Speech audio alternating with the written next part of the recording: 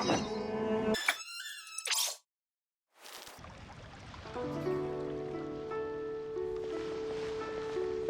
votes we go say hi to Xiangling first.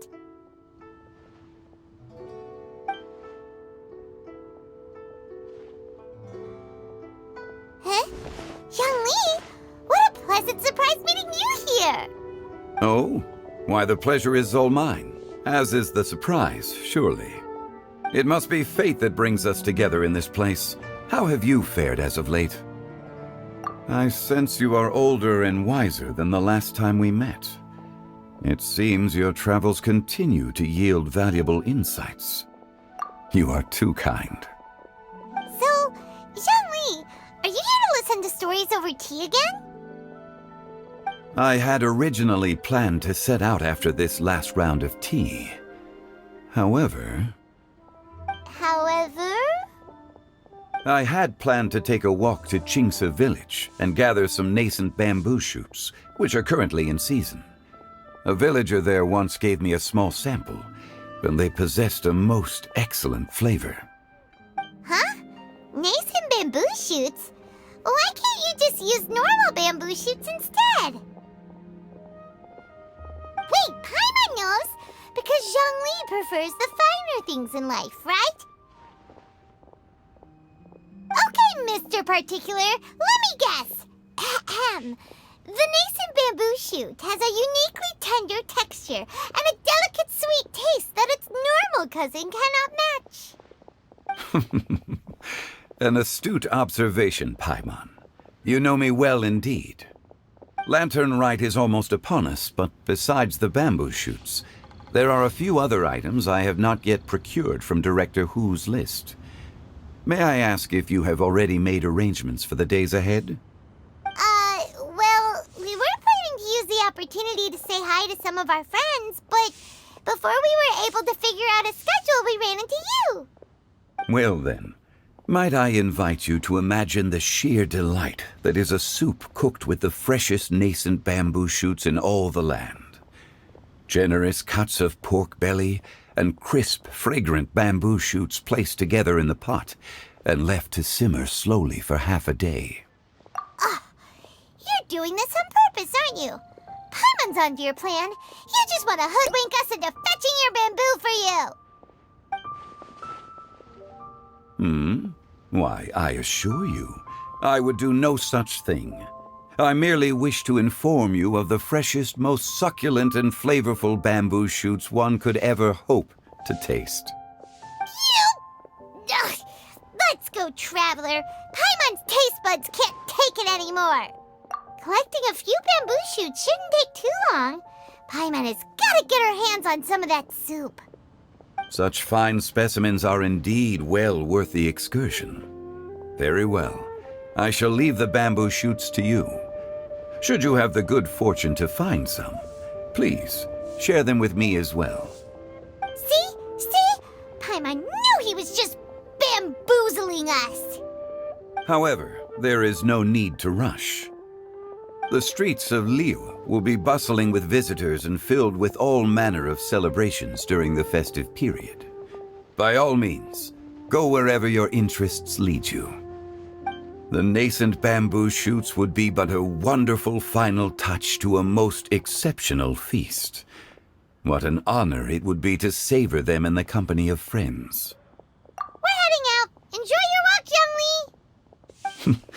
Take care now, you two.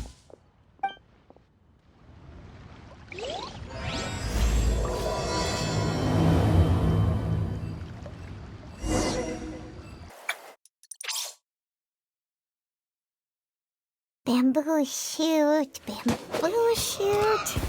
nascent bamboo shoot. Oh, this one's only just sprouted, and it looks super fresh. Paimon thinks this is the one.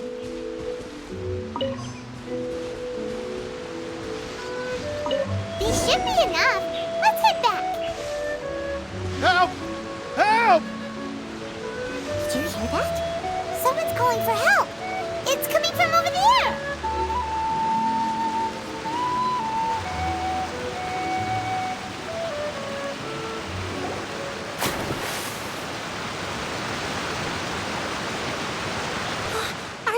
okay? Did any water go down the wrong pipe?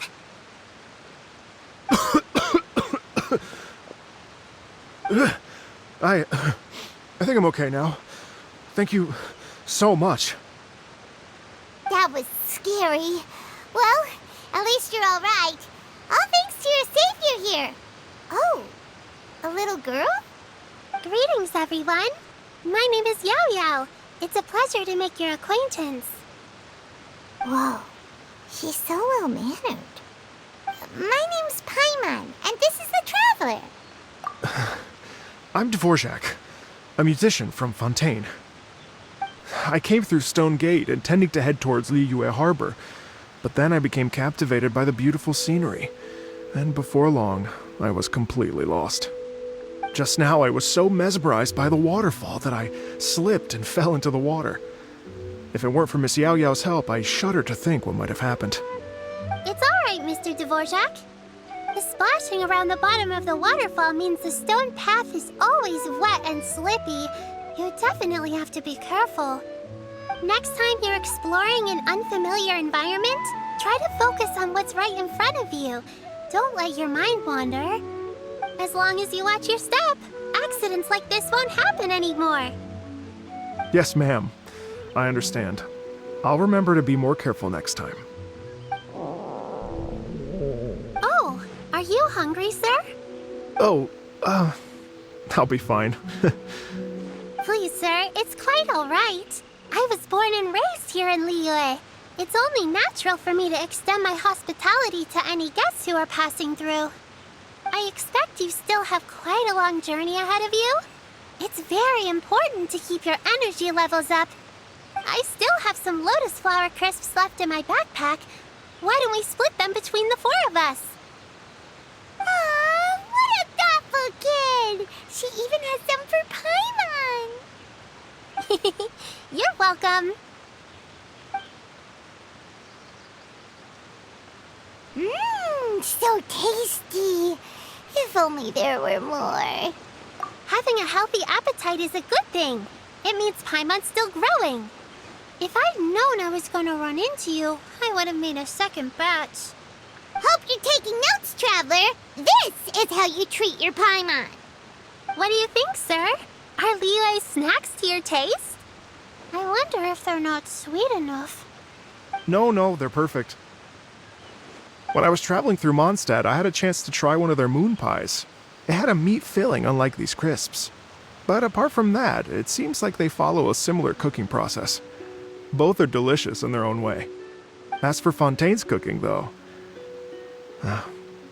it's been a long time since I've had a taste of home. Sounds like you spend a lot of time on the road, huh? I do. It's part of my job. I'm one of the main organizers of the Iridescence Tour. Iridescence Tour? The Iridescence Tour is one of the biggest music festivals in Fontaine. We're looking to expand, though. Our aim is to hold a festival in every nation. At least, all the main organizers share this goal. Unfortunately, it's a long story, so I'll spare you the details. But anyway, so the main reason I'm traveling all around Facades is to promote our music festivals. But I have some personal reasons, too. Well, what are they? Just tell us already. Let me see. Well, to explain it in full, I'd have to start with a story from my ancestors. I don't want to take up too much of your time. Oh, I love listening to stories. We want to hear it too. Okay, then I'll start from the beginning. The story goes that my ancestor, who was also a traveler, once slipped and fell into a lake during his travels. As he was sinking and gasping for breath, he heard a wondrous tune in the air. They say it was the most beautiful, moving melody he had ever heard. Even in that life and death moment, the ethereal music seized his full attention and almost made him forget the fact that he was drowning. When he finally came to, he found that he had already been brought ashore. Not too far from him stood an unfamiliar woman with an almost divine aura. Once she saw that he was no longer in danger, she left without a word. My ancestor tried to run after her to give his thanks, but although a mere dozen paces separated them, no matter how quickly he gave chase, he drew no closer and remained a dozen paces behind. In the end, all he could do was to bow in thanks to the woman as he watched her walk away towards the rivers and mountains in the distance, before at last he turned around and made his way home. Once he returned to Fontaine, he began to learn an instrument so that he could spread his story far and wide, just like the bards. After generations of retelling, embellishing, and dramatizing, people have come to think of that lady as something like a fairy. The story's become something of a local legend in Fontaine. It's called The Lady Overlooking the Lake. People now say that if you go down to the lakeside and play an instrument, so long as you play a pleasing melody, you will hear a fairy lady who is hiding out of sight, playing along with you. Wow! Well, yes. As it stands now, it's become a touch too romantic and detached from reality. But I understand the original story and its historical grounding better than anyone else. I wanted to find out the truth of this tale. So I decided to retrace my ancestors' steps and search for that lady's modern-day descendants. Of course, there's no way of knowing where my ancestor fell into the lake all those years ago. So I always knew that the search would be akin to looking for a needle in a haystack. I've spent many years on the road now, and I'm nowhere near as fit as I was in my youth. The wish that I've spent half my life chasing after has now become something of an obsession. Well, I haven't lived half of my life yet, but still, I understand how you must feel. Paimon too! It's like... imagine if you saved the center of a lotus flower crisp, which is the best part, by the way, because you wanted to eat it another day. But then suddenly, sploosh! It falls into the water, never to be seen again! Paimon would definitely remember that for the rest of her life. There's no need to feel sorry for me. I've made some progress over the years. For example, I've concluded that the story must have taken place in Liyue. Oh, so you finally found a lead? Yes, in fact, that's an intriguing story in and of itself. I'd always known that Mondstadt is the city of song and freedom, but more recently, I heard that the Animal Archon returned to Mondstadt for a festival in the fall, and learned that he himself is a patron deity of music. So I prayed for the Animal Archon's guidance in the Mondstadt Cathedral, and as soon as I set foot back outside the front gate, I noticed a cluster of leaves being blown in the wind further and further west, towards Stone Gate. A friendly local told me that this meant the wind was guiding me in the direction of Liyue, so I followed their advice and made my way here. Right? You get it. I knew I'd find someone that agrees with me eventually. Are you sure? It sounds a bit too much like one of those fake legends told by those treasure hoarder guys to scam gullible grannies from Jingsa Village. Rex Lapis has returned to the world! Just give me some incense and a little more towards the travel fees, and I will pass your gift on to the Lord of Geo, and ask him to keep you and your family safe and well, and so on and so on. Don't worry, Yao Yao. We have a lot of experience with deciphering omens and stuff. And anyway, you only got scammed if you handed over Mora, right? Actually, to express my gratitude, I did spend rather a lot of Mora on several bottles of fine wine, which I left at the Statues of the Seven along the way. Oh dear. Well, how about this, ladies and gentlemen? Why don't I bring you all to Yujing Terrace to see Miss Ganyu? I don't know very many people, so I can't help you out much, but Miss Ganyu and the Qixing know just about everything. If you've been scammed, they'll help you get your Mora back. And if the wind was telling the truth, and you want to keep looking for that lady's family, they'll be the best people to ask. But you've already helped me so much. Well, I was going to take some new medicinal herbs and plants I picked to Miss Ganyu anyway, so it's no trouble at all. You know what? It's been a minute since we saw Ganyu too. It should be nice to pay her a visit before Lantern, right? All right. Well, my sincere thanks to you all. I will never forget your kindness. Okay, everyone. I'll be your guide. Remember to watch where you're going, okay? Uh-oh. Paimon's out of a job. Oh well. Paimon will just be a cheerleader instead.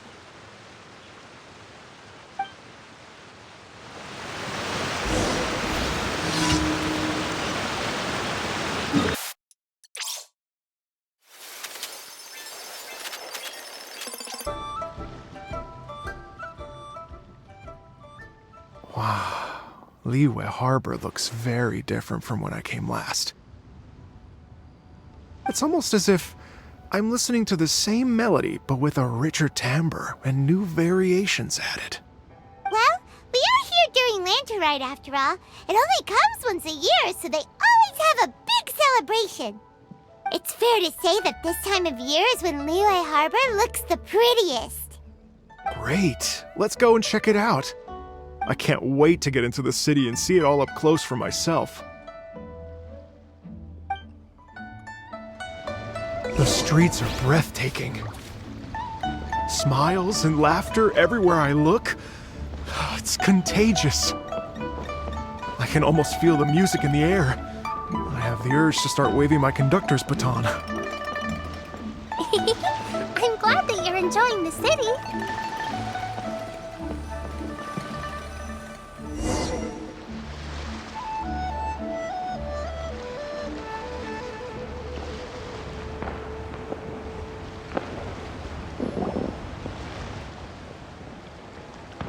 Hey everyone! Fancy meeting you all here. What a nice surprise. Hello, Xinyan. Let me introduce some new friends. They are... Traveler Paimon and Mr. Dvorak, right? I've known them all for quite a while. When I was last here to advertise a Liyue stop for the Iridescence Tour, Xinyan was one of the few people willing to give me the time of day. Well, feels like I've been chasing this Iridescence Tour bandwagon halfway around the world, but I keep getting stood up. What's going on, Mr. Dvorak? I'm so sorry, Xinyan. We've had a string of terrible luck recently, and every time we've tried to put on a show, something or other has come up to stop our plans from materializing. Is that right? I guess it can't be helped. So, what brings you to Liyue Harbor at this time of year anyway? Thinking of putting on a music festival during the Lantern Rite celebrations? A Lantern Rite music festival? Yes, please! No, I'm actually here on personal business this time. Oh, so no Lantern Rite music festival? I mean, that's not just up to me. Hosting a music festival takes a lot of funding and personnel. Moreover, I've never worked with the Liyue authorities before. Even if I were to start putting something together right now, I think it'd be too rushed. Wait, but we're going to meet the Liyue Qixing, aren't we? And they're the ones in charge. Uh-huh, that's right. Miss Keqing and Miss Ningguang can make anything happen. You mean... what? This is the perfect opportunity! Well, sure, it might not work out, but it can't hurt to bring it up as a suggestion. That's the spirit! See? Even the Traveler agrees with me. Mr. Dvorak, don't let yourself be put off by the fact that a few things haven't worked out recently. As for the performers, I can put you in touch with some local artists. My friend Yunjin is a well-known opera singer in Liyue. With her support and a commissioned song from the Yunhan Opera Troupe, we should be able to get something going. Well, what about you, Xinyan? Are you just going to sit this one out?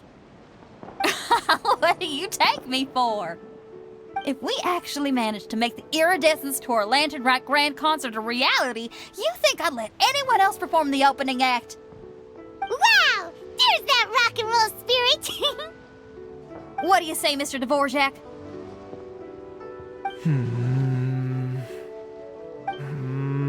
Okay. I'll give it a shot. But the opening act is not something to be chosen lightly, Xinyan. I will judge your work by the strictest of standards, so please make sure you are fully prepared. Are you kidding? I thought you'd never ask. Whew, guess my shopping time's getting cut short. I'm gonna head back right away and start working on this. Yao Yao, if you run into your senior on the way to the Qixing, please send her my regards. Okay, I promise I will. Good luck with your music, Xinyan. You've got this, Xinyan! So about the senior of yours Xinyan mentioned just now, is that anyone we know? Yes, it's Xiangling. She's mentioned you two before. Xiangling's always thinking about cooking. Whenever she gets scrapes or burns, she just leaves them to heal by themselves. She definitely needs someone around her to look after her. I know you must have looked out for her a lot too in the time you've known her. So, thank you for that.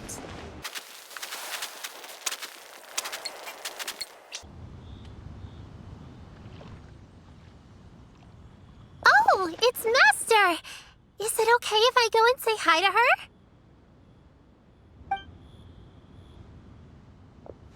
Oh, calm down now, dear. I'm not about to run off anywhere. I'm not a bundle of energy like you. I haven't seen you in days, Master! I've missed you. Oh, bless you, Yao Yao. You do say the sweetest things. Ah, look who it is. Visiting friends during the lantern rite, are we? You're half right, Madam Ping. We were also trying to help out Mr. Dvorak over here. We were on our way to take him to see the Qixing. Hello, ma'am. I am a musician from Fontaine and an organizer of the Iridescence Tour.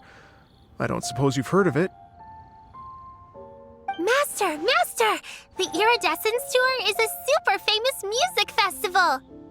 Oh, an old lady like me wouldn't know much about that sort of thing. A music festival, you say? It sounds terribly exciting. Oh, right! Madam Ping, how would you feel about that? You're an elder of Liyue, and you know all about Liyue's cultural traditions. Hearing your thoughts would definitely help us figure out how best to approach it. For example, do you think it might be a bit too modern, or is there any other issue? Why, not at all. Music pays homage to history and culture, and it can also be a bridge between different civilizations. Times change, and the music enjoyed by the youngsters of today is no doubt very different from the tunes I was accustomed to in my youth. Nevertheless, all fine things in life can be appreciated. And so, I look forward to it immensely. Hear, hear. I do believe that, my own dear grandmother aside, you are the wisest old lady I've ever met. Goodness gracious! You're all being suspiciously sweet today. Yao Yao, whatever have you been feeding them? Master, you're in such a great mood today. You're even cracking jokes with the rest of us. Oh, well, I'm sure you must have plenty to be getting on with, yes? Run along now. Don't let me hold you up. Thanks, Madam Ping! We'll see you again soon!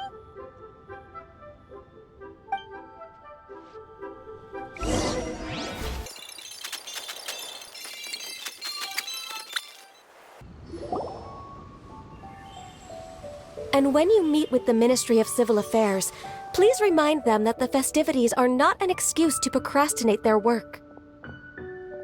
Understood, Miss Ganyu. I'll take my leave now.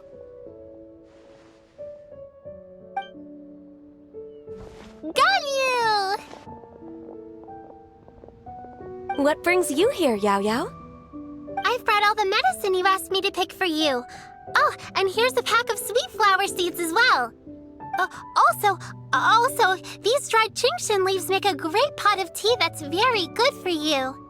I know you've had a lot to deal with at work recently, but you shouldn't push yourself too hard. If you're not careful, you'll end up falling asleep in the grass again. Well, this is weird. It's like a responsible younger sister talking to their disorganized older sister. Thank you, but Paimon's criticism is quite valid. I do have a tendency to neglect matters outside of work, and that's something I should improve on. Oh, my apologies. I don't believe we've been introduced.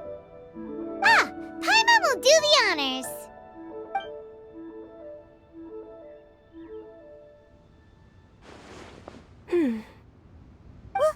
What's wrong? Did Paimon go over everything a bit too fast? It's definitely an ambitious plan. If there's anything you didn't quite catch, Paimon's more than happy to go over it again.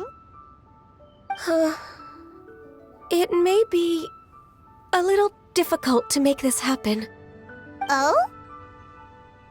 Well, the Lantern Rite is the most important festival of the year. Our celebrations must not only be visually spectacular, but also appeal to the tastes of Liyue citizens from all walks of life. The Iridescence Tour is relatively unknown in Liyue. It's difficult to predict how a brand new show will be received. It would be quite risky for us to bet everything on this one music festival. All very valid points. I completely understand. Therefore, we will not replace or cancel any of our pre-existing program. However, I will submit a proposal requesting to put the Iridescence Tour special performance as the final act of this year's festivities. Some live music will certainly add to the festive atmosphere on the night of the Lantern Rite. As for the venue, let's reserve a space at the docks. Yes, my thoughts precisely. Now I just need to take some time to give this proposal some polish. As long as I clearly lay out the pros and cons, and highlight the key points of the proposal, given that Ping and the Traveler have both given the idea their blessing, I'm confident that Qixing will be sure to give it serious consideration. Mr. Dvorak, I will need to discuss with you the number of musicians who will be coming to Liyue, as well as their catering and accommodation requirements. Oh, yes, certainly. Let's step to the side and discuss further.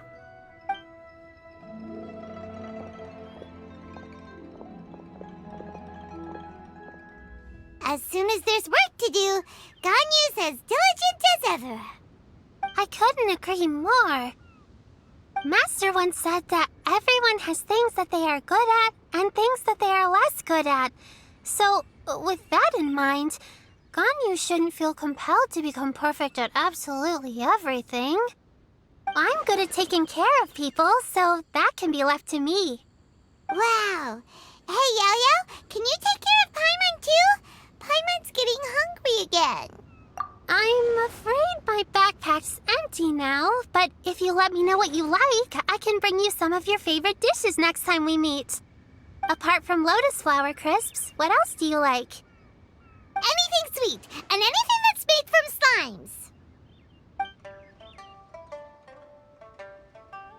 slimes. Here's what I've drafted so far. Anything else you want to add? No, this is excellent. I'm racking my brains, but I don't think you've missed a single thing. Perfect. Then we'll leave it as is. I'll go make an official copy. Oh, perfect timing. We were just wrapping up our discussion here. Not at all. Every second counts for a complex proposal such as this. I will inform the Qixing of this development immediately. Please give me a moment to pass on the message. Yao Yao, thank you for bringing my herbs. I will make sure to take them. Remember to make tea from them first, Ganyu. You mustn't just chew them raw. I will. Okay, I should be getting back. If Yao-Yao stays out for too long, Mom and Dad will be worried sick. Everyone, I'm sure that the music festival will go off without a hitch, so don't worry. And in case I don't see you before, I wish you all a very happy Lantern Rite. Thank you, Yao Yao. Happy Lantern Rite to you, too. We should go get dinner together sometime!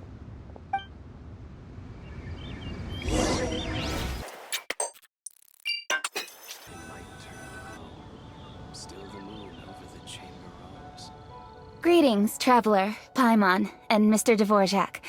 Call me Kuching. Ganyu has brought me up to speed on everything. I'll get straight to the point. The Qixing have approved Ganyu's proposal. Over the next few days, I will be working with Mr. Dvorak on behalf of the Qixing to facilitate the organization of this concert. Yay! That's awesome! Please, The Qixing have a duty to deal with matters such as these. We have merely moved things forward to the next step. On a more personal note, I am an avid supporter of all things new and innovative. As such, it is my privilege to work with you on this exciting project. Thank you so much, Kuching. I'd become quite discouraged after our recent failures and was expecting the same outcome once again, so I didn't dare to get my hopes up. Never in my wildest dreams could I have imagined this going so smoothly. It's like a dream come true.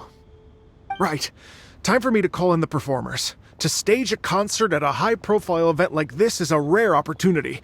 We'll make sure it's a night to remember. Yes! Our music band's finally getting fired up! Yes, indeed. I know exactly what I'm doing from here. For a musician, music will always be the language they are most fluent in. Oh, that. That can wait for another time. Oh, Ganyu? What's wrong?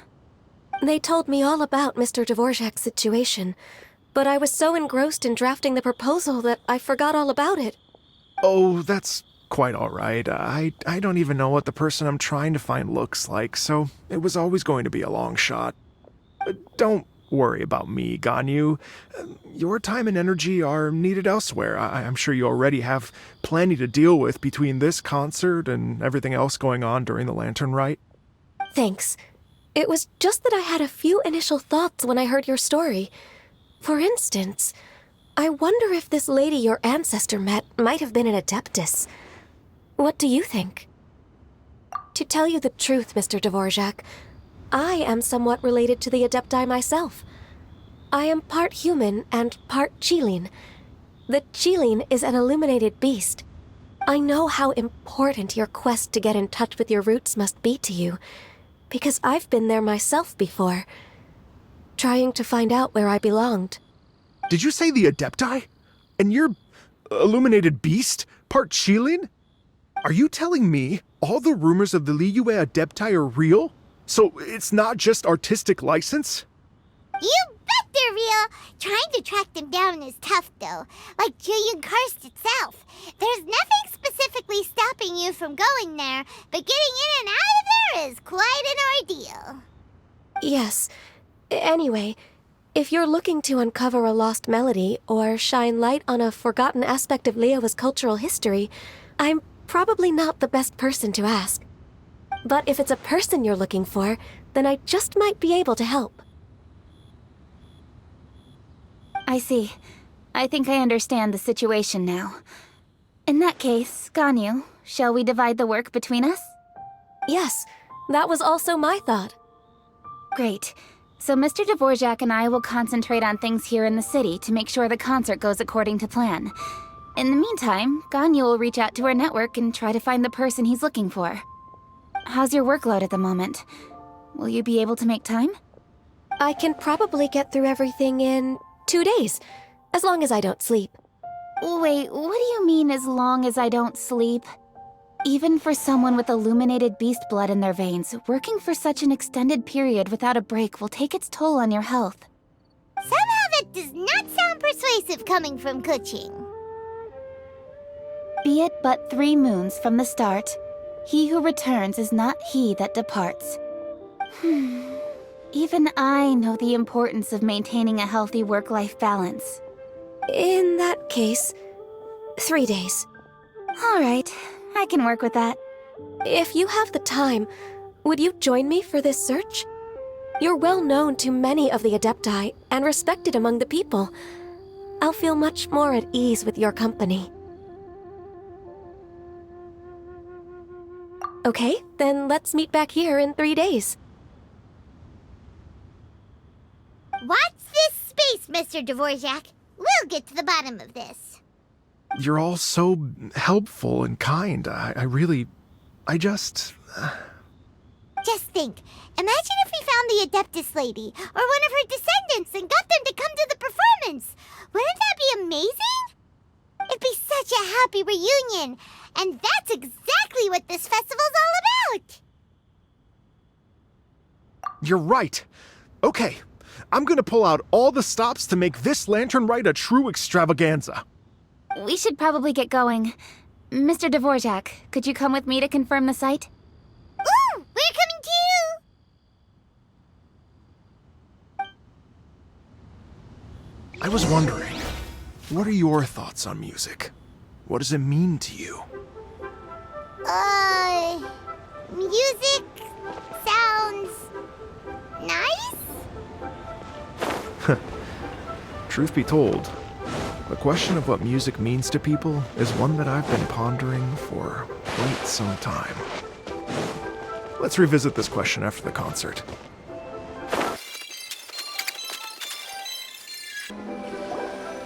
Lady Yuhang? Baiwen, what is it?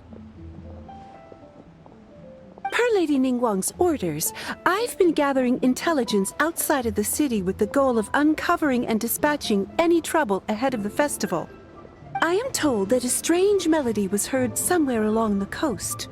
I was wary of investigating further on my own, so I was just on my way to report this incident to Lady Ningguang. But I'm worried that if we don't act right away, we may miss the window of opportunity to take appropriate action. I understand.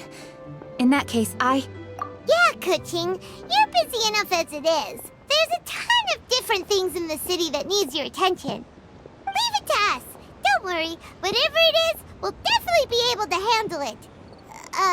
Well, he will handle it.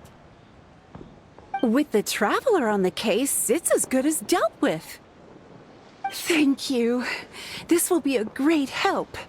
I will inform Lady Ningguang about the situation. Once it's resolved, please come and find me again at Yujing Terrace and let me know. Will do. And say hi to Ningguang for us. you have my thanks too. Stay safe and come back as soon as you're finished. Good luck.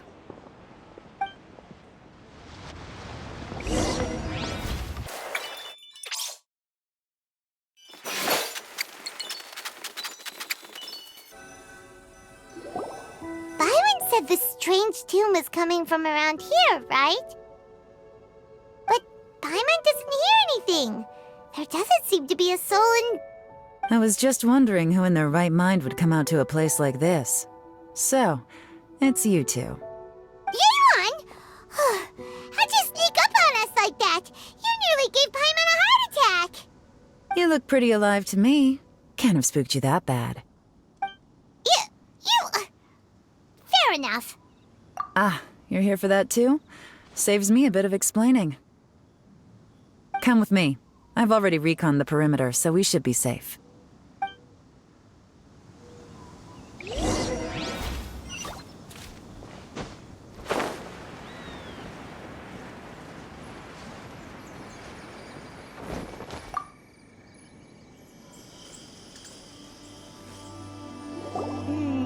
The stuff by the door is in pretty good condition, though. It can't have been too long ago that someone was last living here.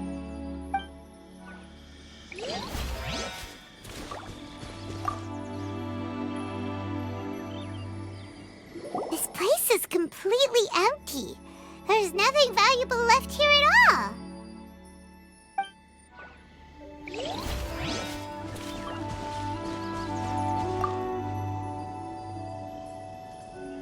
The doors and the windows are all fine, so there definitely wasn't a break-in.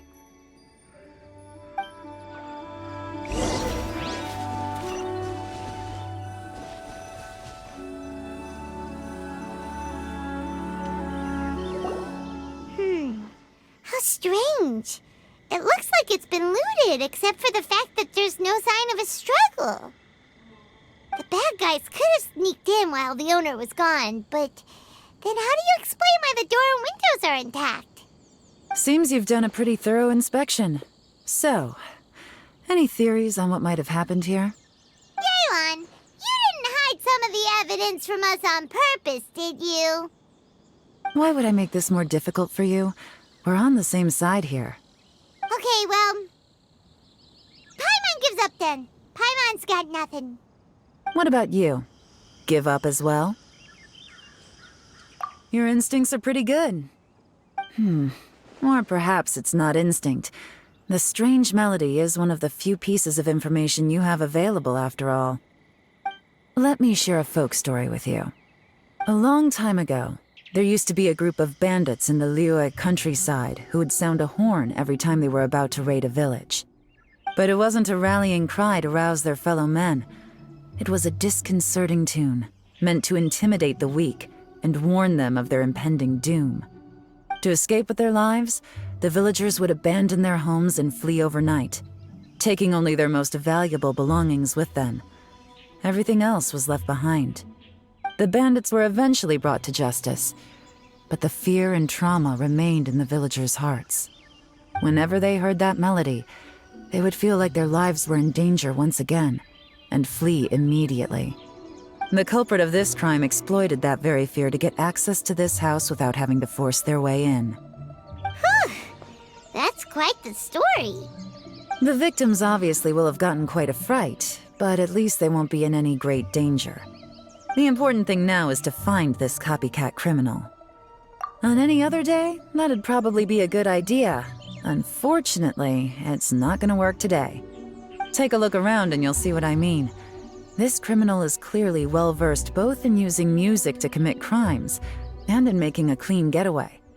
Not only did they stay off the muddy road to avoid leaving footprints, it looks like they were also careful not to bring any gadgets with so much as a trace of elemental energy. Evidently, they were intent on keeping even the most experienced investigators off their trail. Unfortunately for them, I'm one of the best trackers in the business. They're not about to get away with their little scheme on my watch. So basically, if we want to find the culprit, we just need to follow Yelan.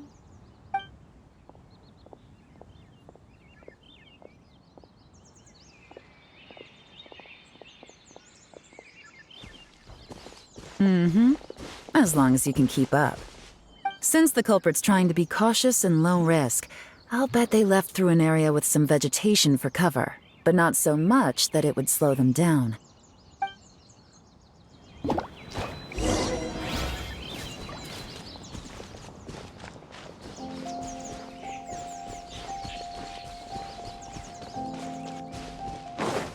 Here, look at this.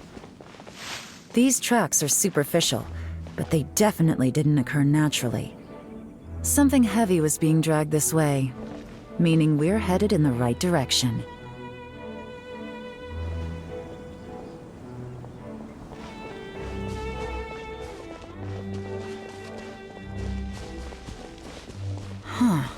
Their pace is increased. Normally, people carrying a heavy load slow down as their journey goes on and they start to tire. Whatever's motivating them to speed up must be psychological. For instance, reaching the home stretch.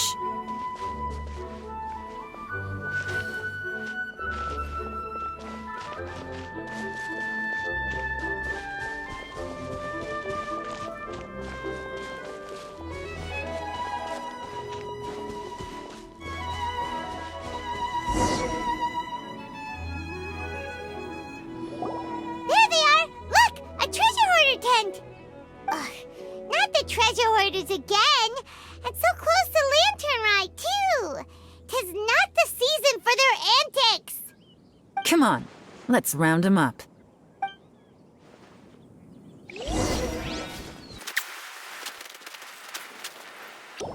Hey! Who are you? Where did you come from? The evidence is conclusive. Okay. Confess, and we'll go easy on you. My patience is running low, so why don't you do us both a favor, You kidding me?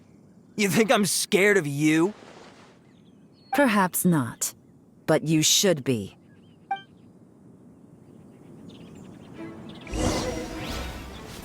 Busted! Curses. Seems like you're not all talk after all, but there's no going back now. Better up my game.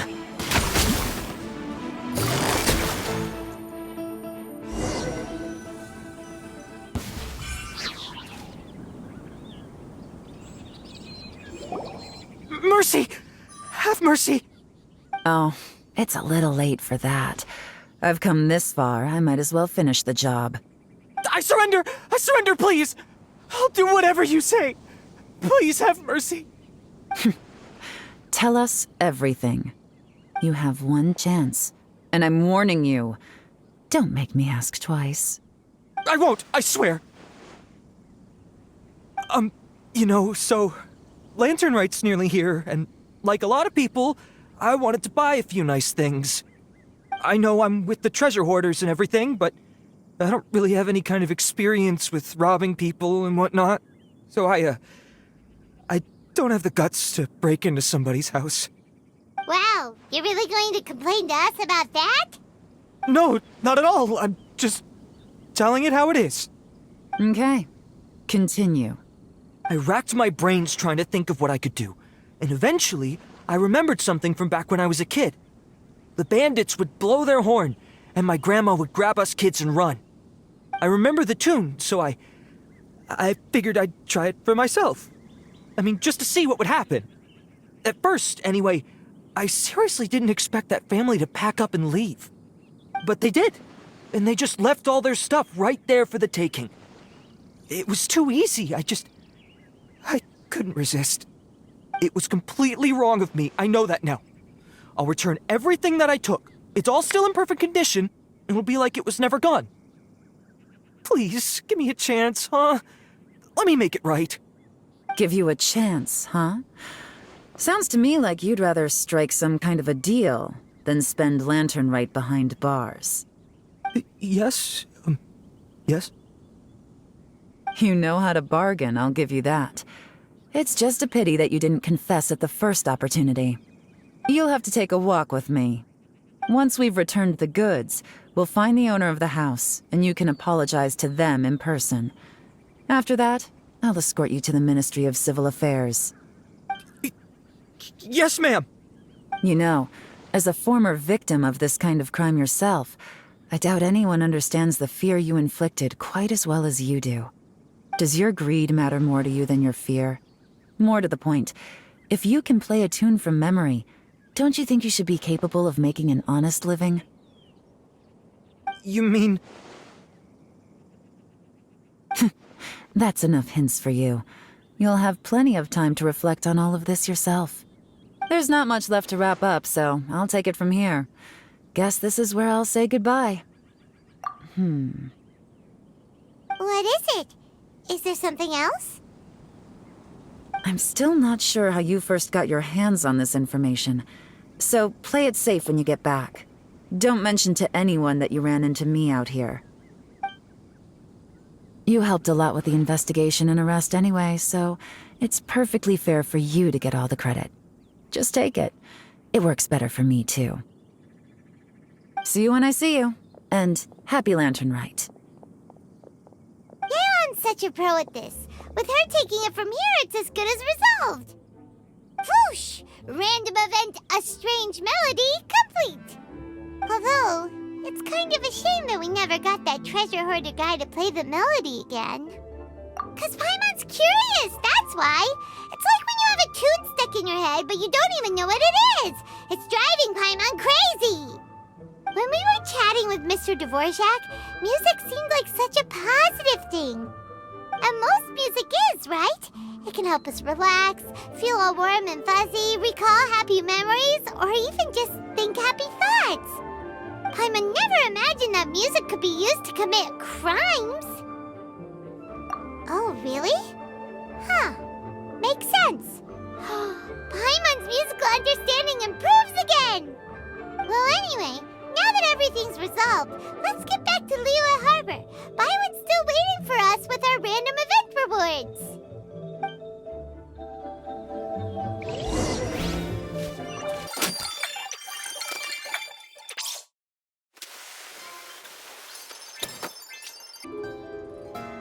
Byron, we're back! Everything's all sorted. That's great news! Oh, please wait here a moment if you would be so kind. Lady Ningguang instructed me to advise her upon your return.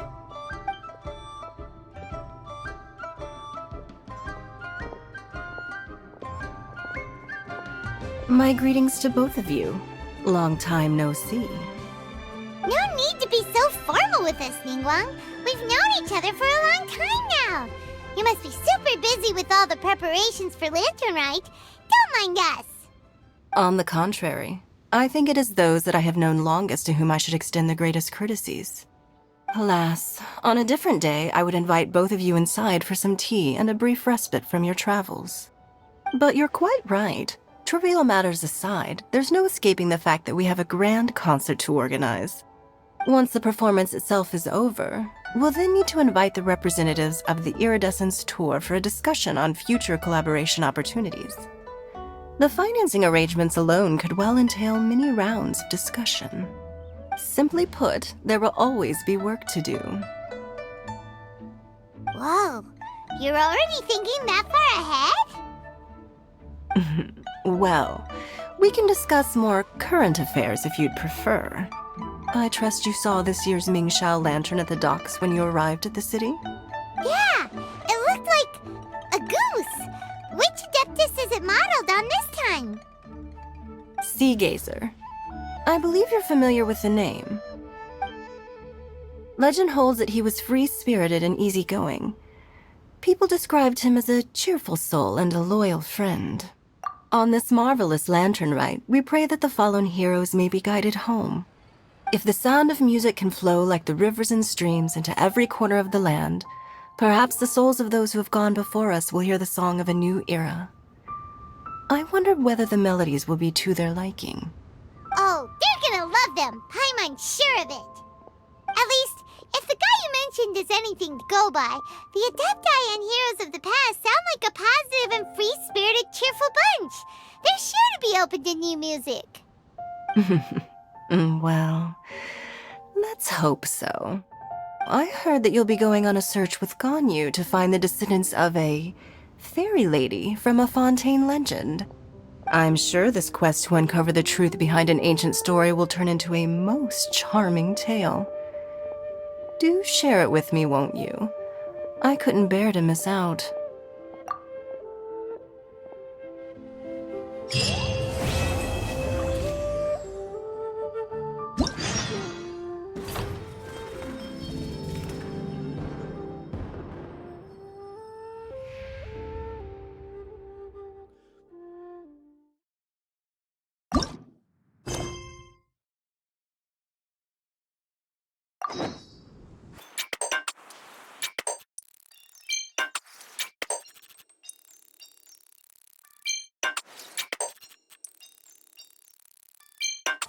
Looks like it's about time for us to meet up with Ganyu.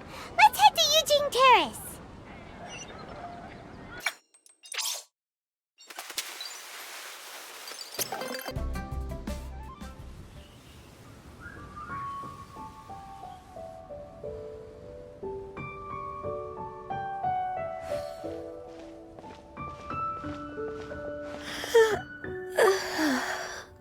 Greetings, Traveler and Paimon. What time is it? Are you okay, Ganyu? You were nodding off there. Didn't you sleep well last night? I'm fine. Don't worry about me. Let's discuss the matter at hand. Since last time, I've been thinking a lot about the story Paimon told me. In essence, someone rescued a drowning man and performed some music. If that were all there was to it, it could have been many people, human or Adeptus. But the tune was allegedly so wonderful that the drowning man forgot about everything else, even his own impending death, and only came to his senses after being brought to shore. Perhaps there was an adeptal power at work in that music that he, as a mortal, could not perceive. Or perhaps he sensed a power surrounding him but lacked the words to describe it, not knowing where it came from. Either way, if this part of the story is true, then the rescuer has to have been an Adeptus. You really think so? But this story is all the way from Fontaine. Isn't this a bit of a long shot? Also, Paimon's really curious about how people from Fontaine think this fairy lady looked. Ooh, like a crystal fly's wings? That would be pretty cool. But Paimon definitely can't imagine any of the Adepti looking like that. Actually, Ganyu, if you had to save a drowning person, how would you go about it? Huh? Me? Well, I'd get them to the shore, and then I'd probably hide behind a tree and watch them for a while. Once I was sure that they were going to be okay, I'd slip away without a sound. Got it. So basically, Ganyu's the type of person who doesn't like taking credit for her good deeds. No, it's not like that. I'm just not very good at explaining things. And I also find it really awkward accepting other people's gratitude. Well, what if this Adeptus in the story had a similar attitude? That would explain why she just left without saying a word. She was probably thinking something like, One was merely passing by and saw fit to address this egregious disruption to one's graceful zithering at once. You may keep your thanks to yourself. That was actually a very good impression of Cloud Retainer, Paimon. As far as I'm aware, Cloud Retainer isn't the most musically gifted. Still, we can't completely rule her out just yet. If we set off now, we could head to Mount Outsung and ask her about it. You'll be able to confirm either way if it's her, and I can, I've been in Lea Harbor for so long now that I'm just not as familiar with the Adepti anymore. If there's anything we want to know about them, she's the best person to ask. Sounds great! And we're pretty close with Cloud Retainer by now, so we probably don't even need to bring her food this time, right?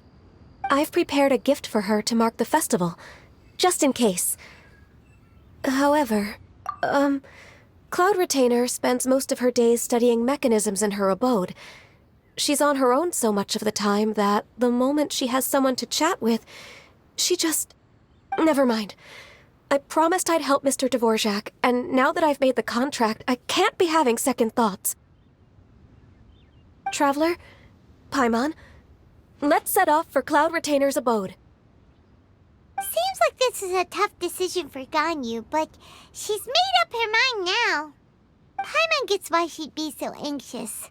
Okay, how about this? If Cloud Retainer tries to start telling stories about her again this year, we should pipe up and change the topic. Wait, did she leave already? Hey, Ganyu, wait up!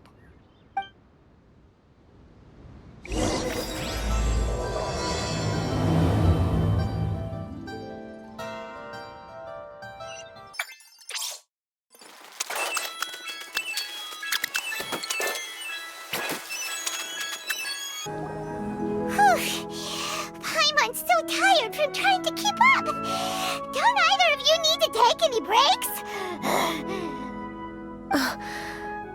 I can't believe it. Cloud Retainer is not here. Huh? Did we miss her? She doesn't like to travel, so in the past, it's always been the other Adepti who come to visit her during the festivals. True.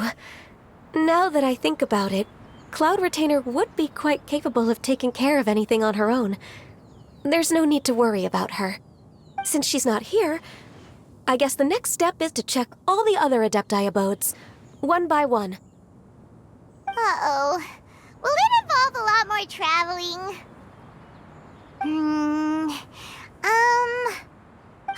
Got it! Paimon has a great idea! Please go on, Paimon. Our goal here is to find the Adeptus that helped Dvorak's ancestor, right? We can't hear any music right now, but if she's really as nice as the story suggests, she'd definitely come to help anyone who was drowning, right? Yes, I think that's fair to say. So, all we have to do is get the Traveler to pretend to fall into the water, and the Adeptus will come to the rescue! You know perfectly well that Paimon can't swim! Paimon would sink like a rock! Just trust Paimon! The water's pretty deep over there! Quick, swim to the very center!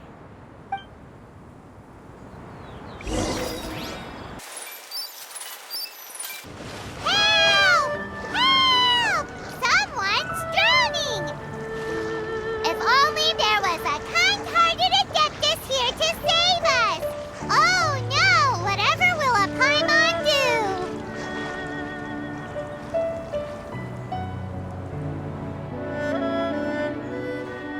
What is going on?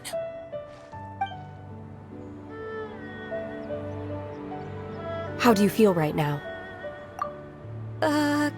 Shenhe! And the Conqueror of Demons. Why don't you say something? Please don't make Paimon explain it. Okay, fine. Paimon will explain.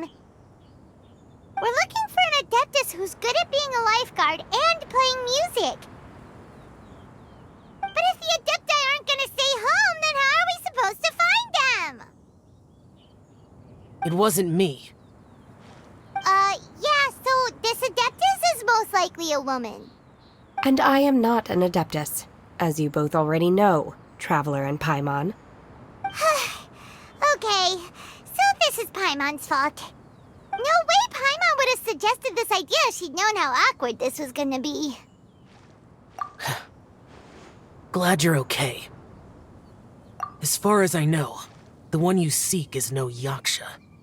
And one last thing. Your actions here caused others a great deal of worry. Do not repeat them again in the future. As ever, the Conqueror of Demons comes and goes, just like the wind. Right. I didn't dare to say a word just now. How's your training going, Shenhe? Have you made any plans for Lantern Rite? We could spend it together in Liyue Harbor if you'd like. I had planned to spend the festival with Master this year. However... Oh, speaking of Cloud Retainer, when did you see her last? Earlier this morning. She set off for Mount Hulao at dawn. I noticed she was using an Adeptus art of some kind to protect a mechanism that looked like a boiler. Maybe it was a gift from Mountain Shaper. I did not inquire. So we just missed her. Please excuse me for a moment. I think I'll leave the gift in her abode. Sure. Thank you. It sounds like Ganyu and Shenhe have gotten a lot closer recently. Yes. During the summer and winter, I continued to train with Master. In the other months of the year, I have been learning to adapt to human life in Liyue Harbor. Ganyu arranged accommodations for me in the city, and also recommended several work positions for me. But when I try to blend in by referring to her as Miss Ganyu or Lady Ganyu, like the others, she says I mustn't address her like that. Sometimes I'm supposed to copy other people. Sometimes I'm not. It's a little difficult to keep track of everything. Oh, is that what it is? Noted. So, you came looking for Master today because you wanted to ask her about the Mystery Adeptus. Is that right? Yep. Oh, speaking of that, have you ever heard any music while out training in the mountains? Music? What is that? It's... a kind of a happy or relaxing sound. Or, a nerve-wracking sound. Or even a terrifying one. Okay, I'm done. I also left her a note so that she knows where to find us. We won't miss her again. Yay! That's really helpful, thanks! We were just talking about this thing called music, and based on Paimon's description, I do believe I hear it every day. Please follow me. Oh, really? Great, let's go!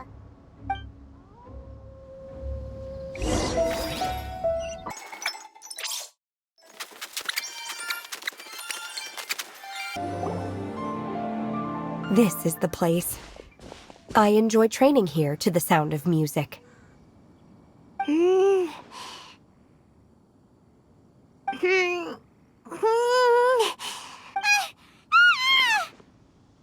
no!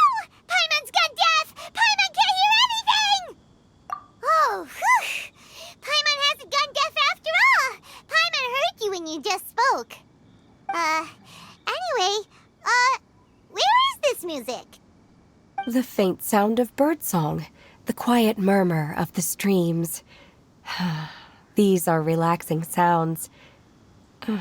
Are they not the music of which you speak? Oh, done with the description? Okay, fine. It's all Paimon's fault. What we're looking for are not the sounds of nature, but melodies played on special instruments. And a melody is? Hey! Don't you patronize Paimon! Let's get one thing straight.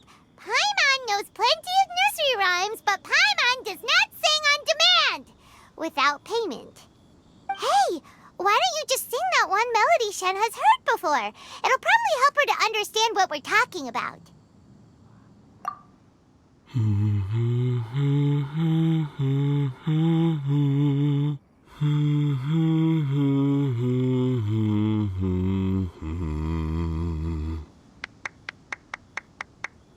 Oh, was that from the opera that Yunjin sang? Mm-hmm. That was a melody, and melodies can be called music.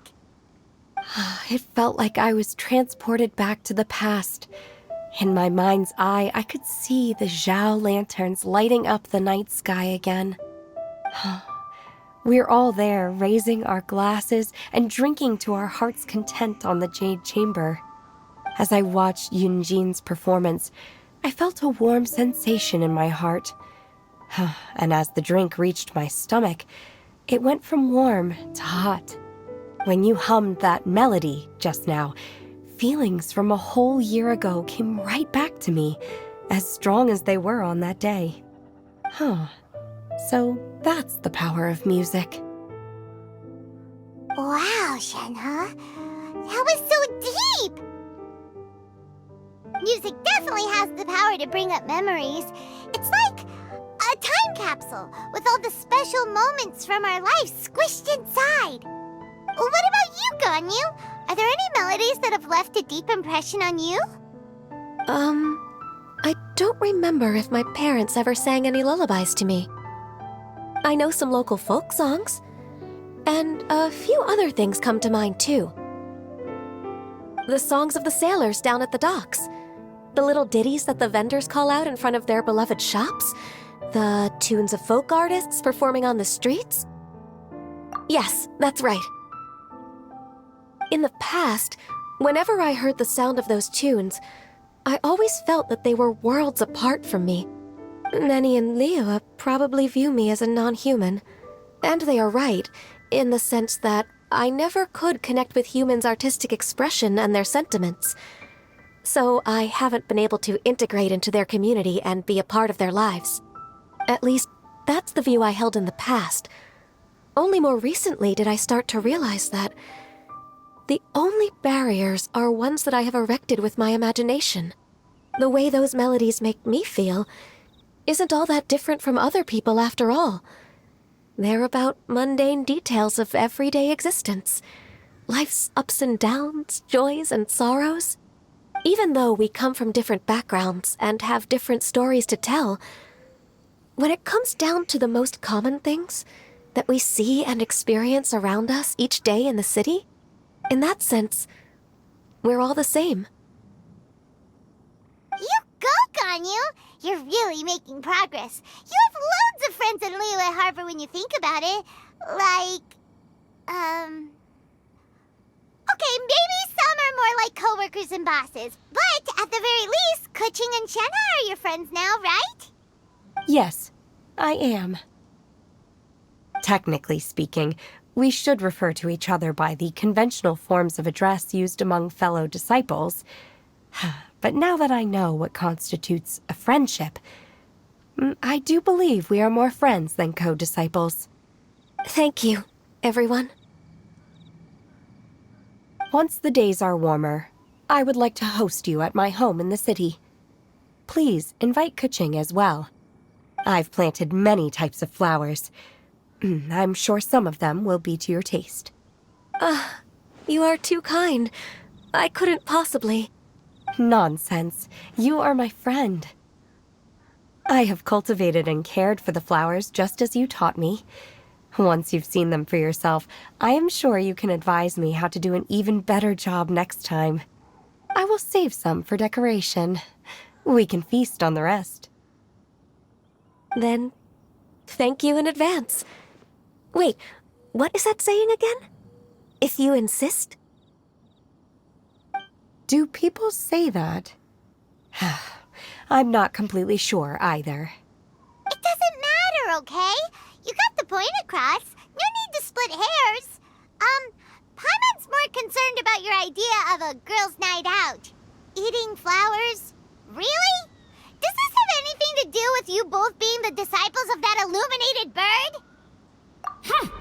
Who dares refer to one not by one's Adeptus title, but merely as that illuminated bird? Master. Our greetings, Cloud Retainer. Ah! There it is! The illuminated bird has landed! Double humph. Now she has the gall to use it rather than she. Even after being chastised once already? Barely a moment has passed since we last met, and yet your impertinence has reached new heights. Very well. If you refuse to learn your lesson, one shall scold you no further. One has received your message from Ganyu.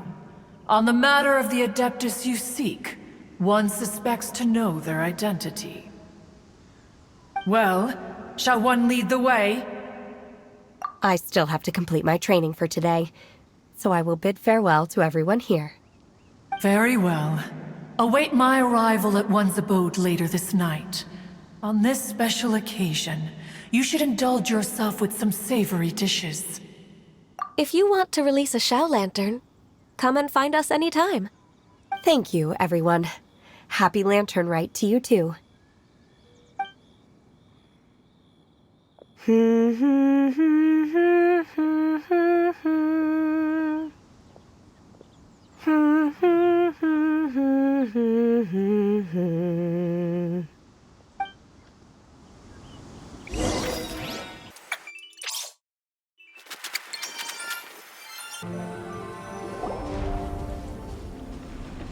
Is this Quaily Plains? Cloud Retainer, why did you bring us here? Ganyu is of course familiar with the name Guizhong, but have you ever heard of her? Guizhong is another name of Agentis, the god of dust. She was extroverted in nature and adored social gatherings and inventions alike.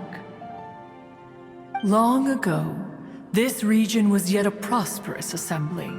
Guizhong often invited her friends to visit her home, reserving for us seats around the largest stone table. Sea Gazer would always bring out his latest treasure and place it upon the table.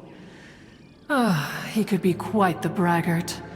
Though usually a mild-mannered fellow, when it came to those collectibles he was so fond of, he always loved to show them off. Paimon remembers that name. So that's what Sea Gazer was like. He was an old friend and a former rival. One has many memories of him. Once he had brought out the treasure, it would predictably become the center of attention. Neither Guizhong nor one was content to let him just steal the spotlight. So we would then also present our proudest mechanical creations. As Adepti, we were each gifted in our own ways, and naturally proud of our accomplishments in our respective fields of expertise. As a result, one often quarreled with Sea Gazer. His treasures were not even of his own making. He just used his exploration skills to dig them out of the ground. How, pray tell, could he compare to me, when every single one of one's accomplishments were crafted by one's own hand? Cloud Retainer, you are getting competitive again. One digresses. Regardless, every time an argument occurred, Guizhong would come over to watch us during our mutual lambastics. On some occasions, she would join in, and on others, she'd take one of us by the limb and start uttering the most ridiculous nonsense. What kind of nonsense? No kind of nonsense were we spared. Sometimes she would brazenly opine, Ah, why argue between yourselves when neither of you could ever hope to beat me? Other times, she would make unsolicited suggestions, such as, once you two are done arguing, let's go to the foot of the mountain and grill some meat. She always sought to make everyone happy, and one must say, she had quite the gift for it. No matter what nonsense she said, one never felt bothered or offended. It also helped that she never referred to one as that illuminated bird or lady bird. Come on, get over yourself! Anyway, just as our impassioned arguments would reach the apex of acrimony, Marchosius would bring his delectable dishes to the table. Who would dare snub the stove god and his wondrous creations? At the sight of him, we would all immediately drop the argument and prepare the table for a night of feasting and drinking. Back then, one was always bothered by how the cups Rex Lapis brought were always too square for one's taste. Can you see yourselves ever enjoying a drink from a square cup? Precisely. So, as you can see, even one as great as Rex Lapis was not immune to making the occasional blunder. Even one could never find fault with Marchosius's cooking. As we ate, Guizhong would continue to find topics for conversation, filling the table with humor and laughter. Each of those old fossils had their character flaws and points of obstinacy. So why was it that whenever we dined together, we always had a marvelous time? We would drink together from a spot high in the mountains, until the moon set and the sun rose, and only then would the banquet finally come to an end. Streetwood Rambler would often remain to admire the flowers with Guizhong before returning to her own abode. The glaze lilies were far more abundant back then. Entire fields of them would appear to the eye as a veritable sea of flowers. Streetward Rambler? That would be Ping. You probably know her as Madam Ping. Oh, okay. Wait, this is a lovely story and everything, but didn't we come here to find that Adeptus from Mr. Dvorak's story? Or are you saying that it was Guizhong? Didn't she, already, Alas, long has one avoided this place for precisely that reason. The sights here are a reminder of a time long gone, and evoke much sorrow. One should have guessed that you would disrupt one's poignant moment of mourning with your incessant questioning. No matter, one will share the whole story with you now.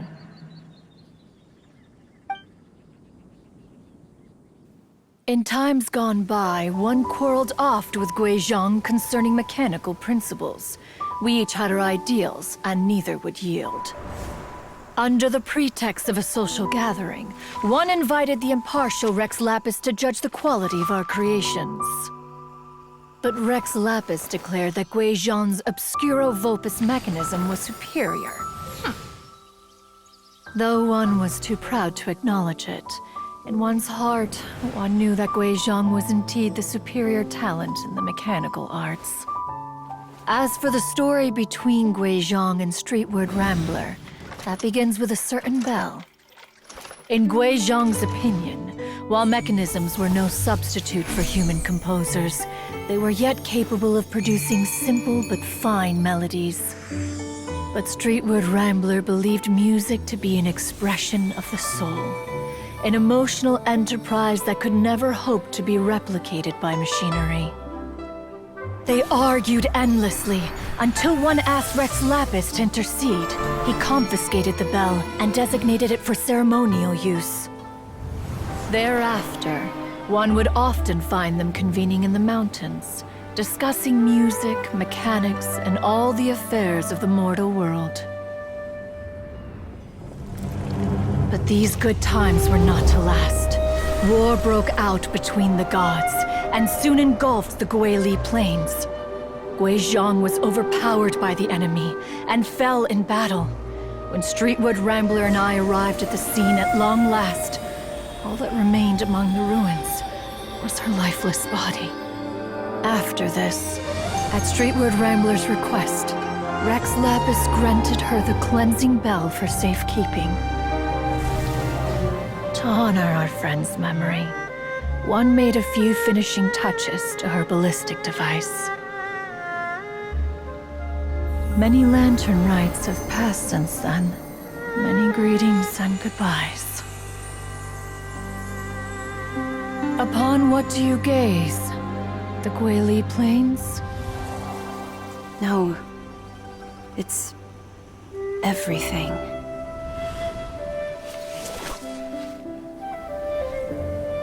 We think of human life as like a lantern that's lit one minute and extinguished the next. But are we Adepti so different?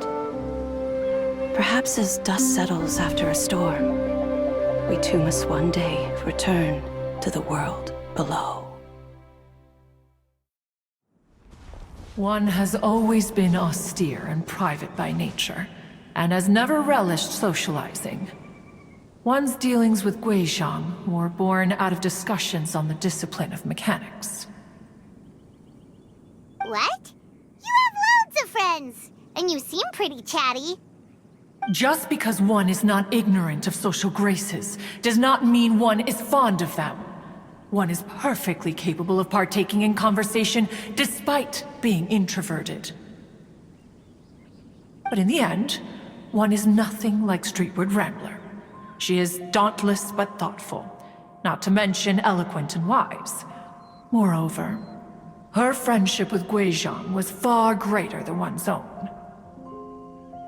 Back when they were rivals, they would often compete against one another in the realm of musical composition. That cleansing bell was one of Guizhong's proudest works, having the ability to both compose and perform. Wait, that's weird. Didn't Madame Ping say she pestered an old friend for that bell? And she also said something about being a vain beauty when she was young or something. Streetwood Rambler, a vain beauty. My foot. That bell has a sad history. Clearly, she refrained from sharing with you the truth of its origins, since the right time had not yet come. As for her old friend, who else could it be? As soon as Streetwood Rambler heard that a certain Zhang Li wished to borrow the bell, she realized that the man was none other than Rex Lapis, and that he had made an enormous decision. After all, we all have known each other for several millennia. Some things between us are implicitly understood. Whoa! So they were talking in secret code? Oh, Paimon did not see that one coming. Enough of your intrusions. Where was one up to? Ah, yes. One remembers now. The cleansing bell is powered by a mechanical art, and can be used to great effect as an accompanying instrument. After the passing of its creator, it was used on numerous occasions during rites of parting. But Streetwood Rambler did not acquire it from Rex Lapis for the purpose of producing further funerary tunes. No. Each time she rang it, it was to play the tune that Guizhong composed on it. The two once clashed over their beliefs about the meaning of music. Who would have thought that with Guizhong's passing and Streetwood Rambler's mourning, two tunes composed in discord would eventually become one harmonious composition?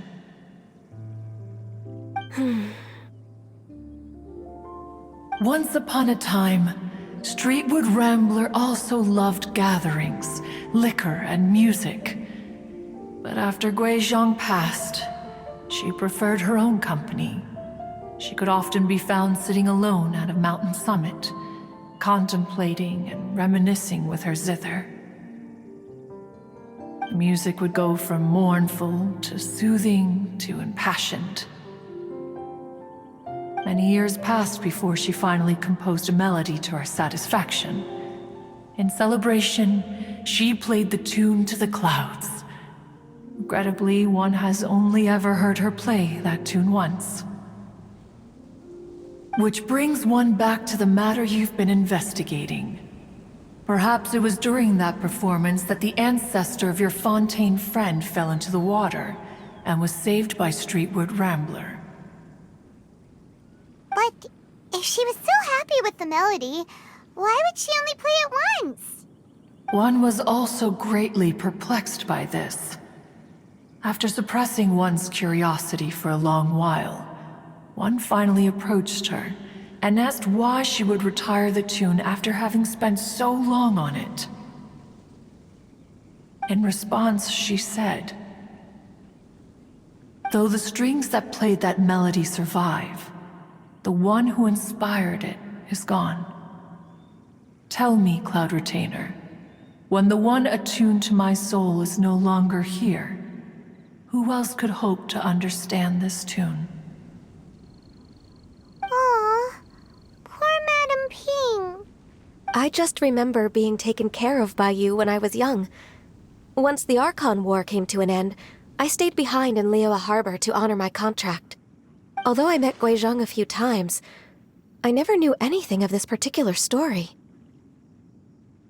Guizhong was quite the visionary, but tragically passed before her time. Her manuscripts still lie unfinished in the realm of clouds. Blank pages give one cause for contemplation on what might have been. Had you not decided to search for that mystery Adeptus, perhaps these stories, too, would have been lost to the sands of time. As of now, you know the truth.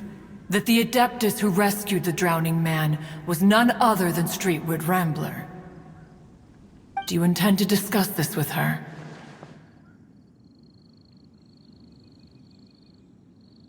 Do you mean Ping might find the topic too distressing? Precisely. The passing of our old friend is a heavy topic that both of us are usually careful to avoid. If I may be so bold, Cloud Retainer, could it be that this is just your own personal opinion? Oh? How so? I've been in Liyue Harbor for quite a long time now, and I've witnessed many farewells along the way, so I too am well acquainted with the pain of the passing of a loved one. But this doesn't bring the city or its people to a standstill. They have to keep moving forward. Someone as perceptive and wise as Ping will surely have come to understand and embrace this. Though these immortal mountains have lost an Adeptus, the harbor of mortals has gained a wise elder.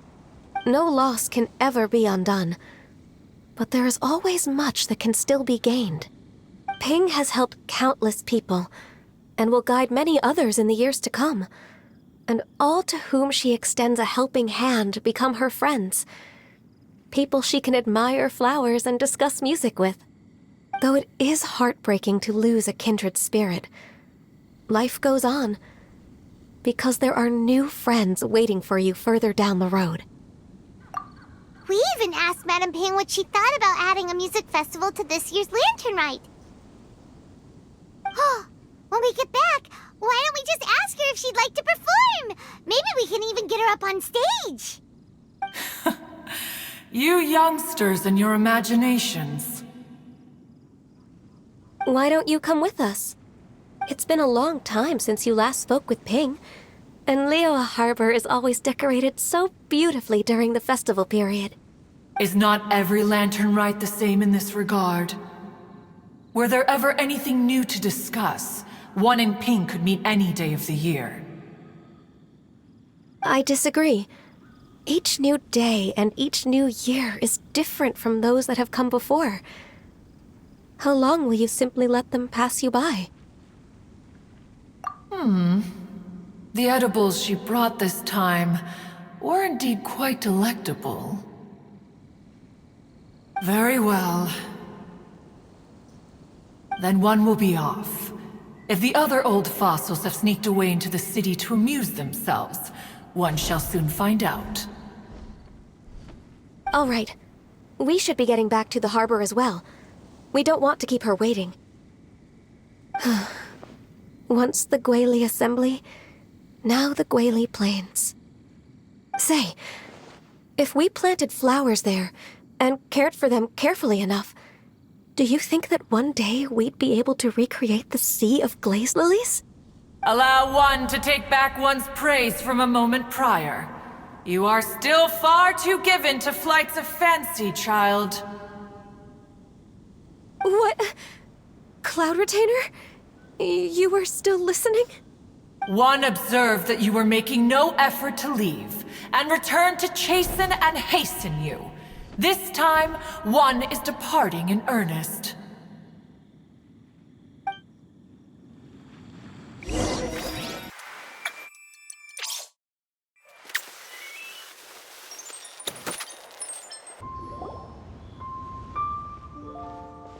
Whoa! Madam Ping? And Cloud Retainer? It appears you made haste after all. One arrived but moments before you. Oh, bless my soul. To what do I owe the honor? How nice of you all to come and visit me. Miss Illuminated Bird, haven't you said anything yet? Said what, precisely? And why should one be tasked with saying it? 'Cause you're the one who's known Madam Ping the longest. Street word. Or rather, presumably, you would prefer to be addressed as Ping? Oh, Cloud Retainer, you are uncommonly polite today.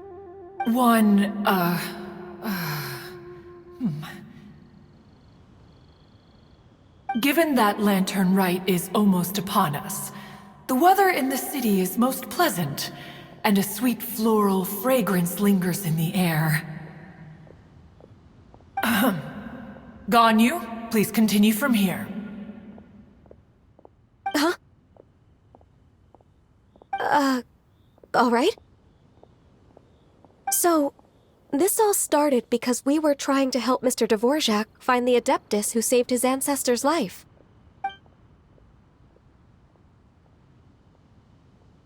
Cloud Retainer informed us that the one who played that melody and rescued the drowning man was none other than yourself. Let me think. Yes, I do believe I recall that encounter. What a long time ago that was. I'm surprised that you still remember it.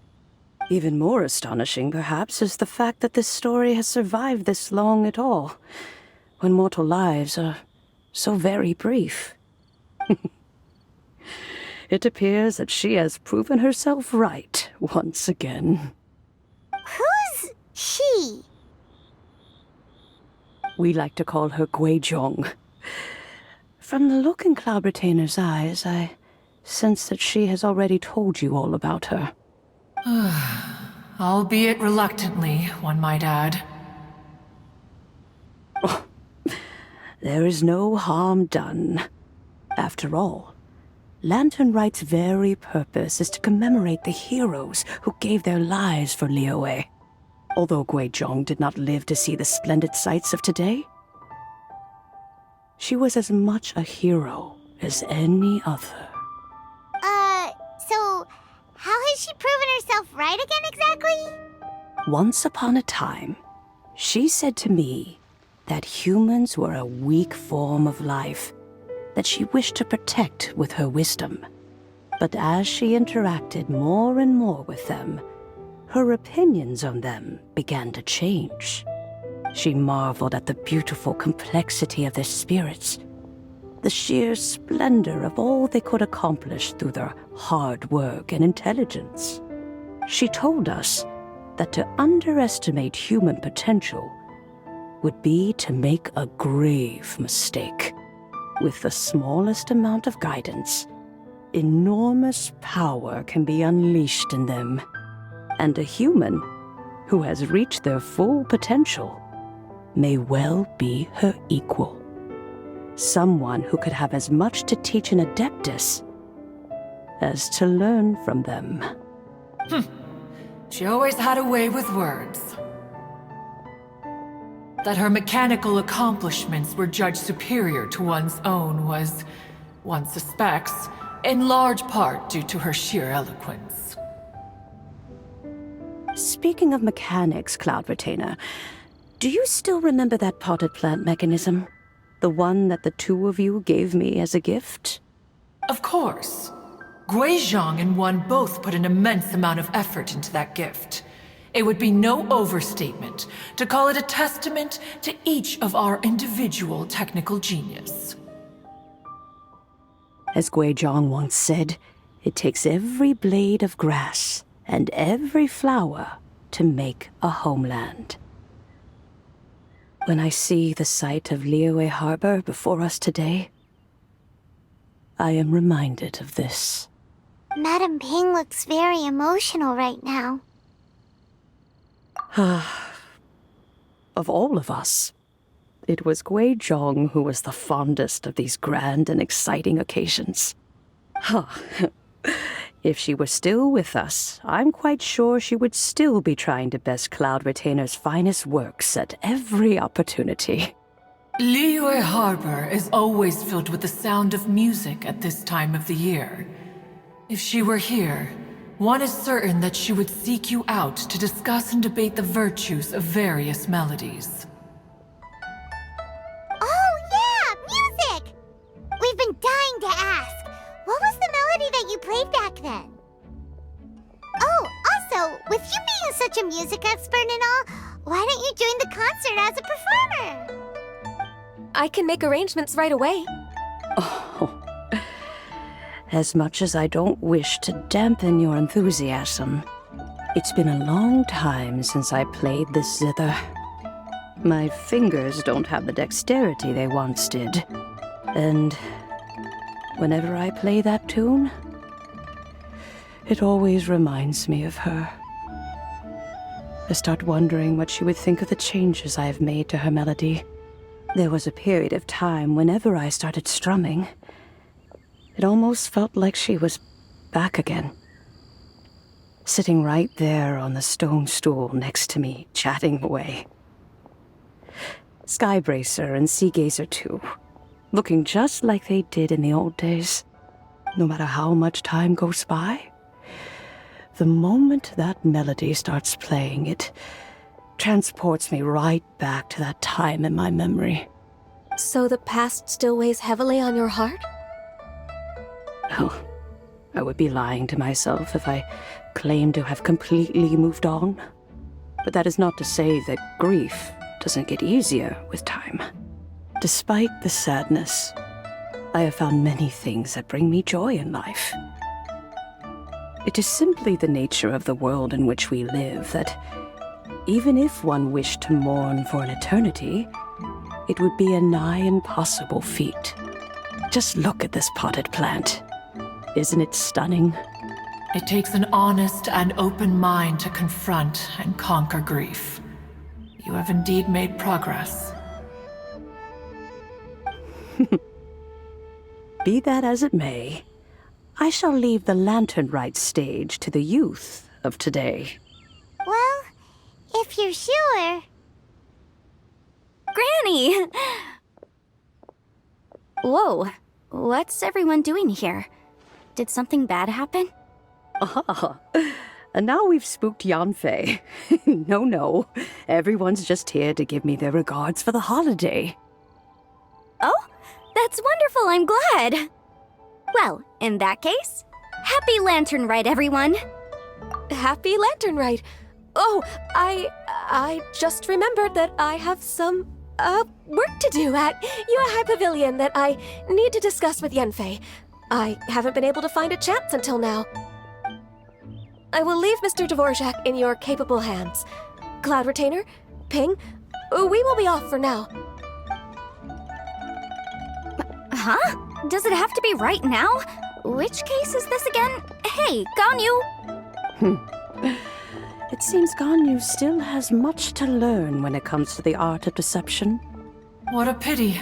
She has learned nothing of one's ability to carry a conversation. Since it's been so long, Cloud Retainer, why don't you stay? I'll make a cup of tea and we can chat a while. Gladly. This was one's intention as well. When you next see the Fontaine musician, please give him my regards.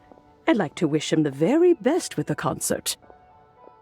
You got it, Madam Ping! Thank you all. I think you've listened to enough of my nattering for one day. As for that melody, I will play it for you all another time. Goodness knows I need to practice it first. Wow, that'd be great! We'll look forward to it. When that time comes, wherever her spirit may be among the countless grains of sand and specks of dust between the harbor and the mountains, perhaps she will look at the Liyue of today and steal a smile when she sees the prosperous land that it has become. All right, let's go tell Mr. Dvorak the news.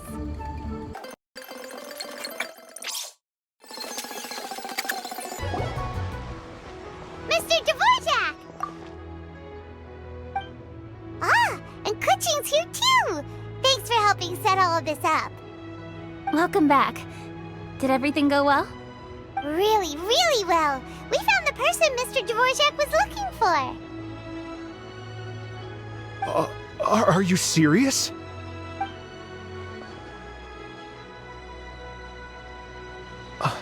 I see.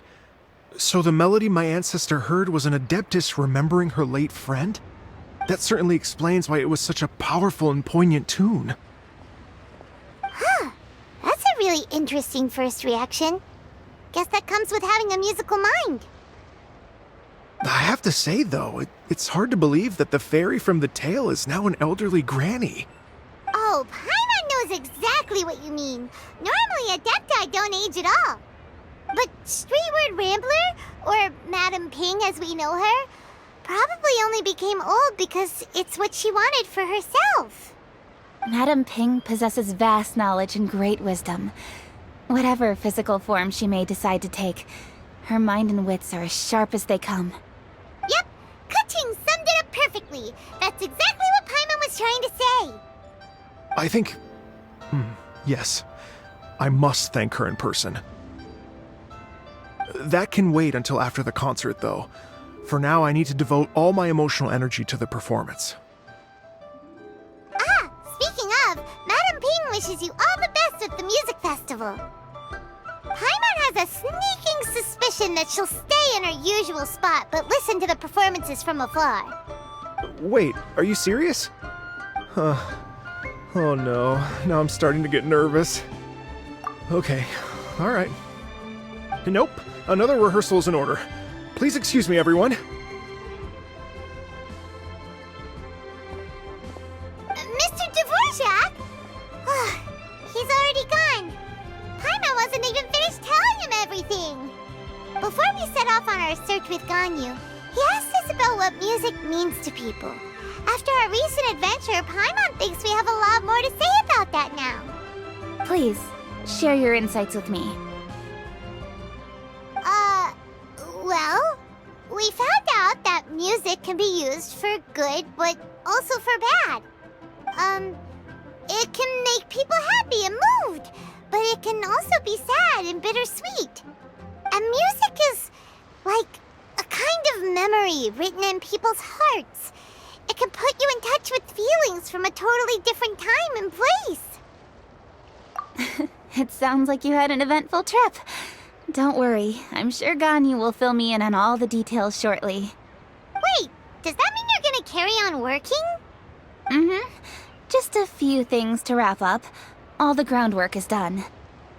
As long as everyone enjoys the festival activities, all our efforts are worthwhile. Happy Lantern Rite to you as well. Whew. That should be everything taken care of, right? Oh, no, wait. Paimon feels like she's forgetting something. What was it? Oh, it feels like it was a while ago. Shoot! Latent... Wait, no. Anyway, fancy bamboo shoots! Zhongli said he wasn't in a hurry, so if we went now, there's probably still time, right? Anyway, even if we don't make it, it's not our fault. He could have totally picked them by himself. Ugh. Anyway, let's go check with him at Wangsheng Funeral Parlor.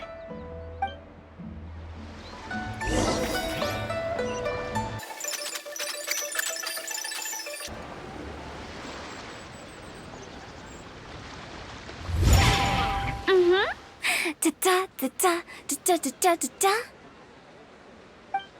da da da. Oh. All right, let's take a break here. Oh wow, look who it is!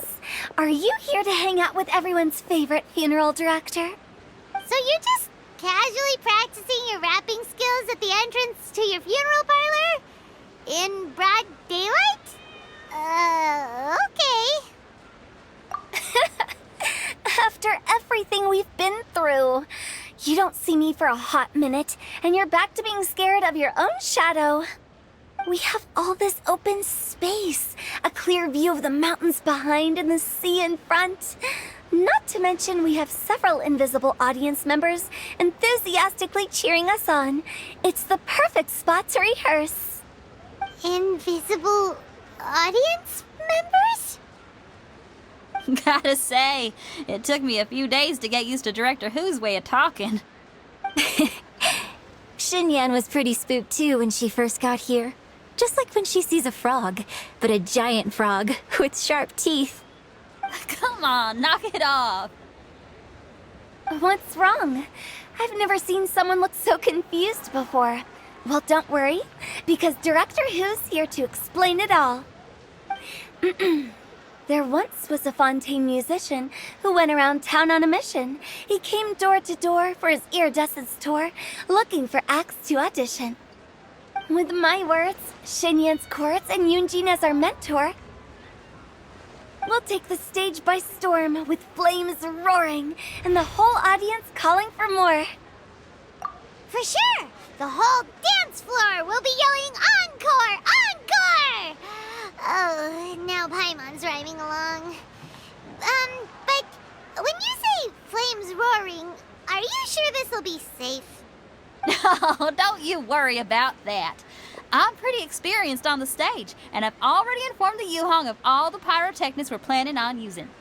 Huh. Guess we'll just have to trust Xinyan on this one. Oh, Zhongli. He took one of those fancy meal boxes and set off for the mountains. Said he wanted to pay a visit to some old friends. It's a real pity that he couldn't be around for this. As well as being a true connoisseur of traditional art forms, he's able to appreciate Xinyan's performances too. Yeah, that's right. Matter of fact, he was the one who first invited me to perform here. To tell the truth, though, I never thought I'd really find myself rehearsing here one day. Well, now you know. The Wangsheng Funeral Parlor is a great location. All of you are always welcome to come and hang out here, especially if you're in the mood to try something new. I can speak to that. Hu Tao is always full of fun surprises. And jump scares.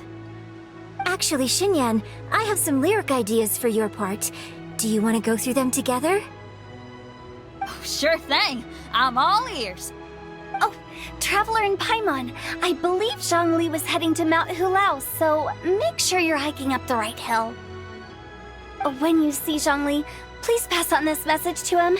It's up to him whether he wants to support us at the performance tonight, but I expect him to make time for the upcoming banquet we're planning. No excuses. You should join us too. It'll be a riot. If there's one thing I've learned from being a funeral director, it's how to throw a party.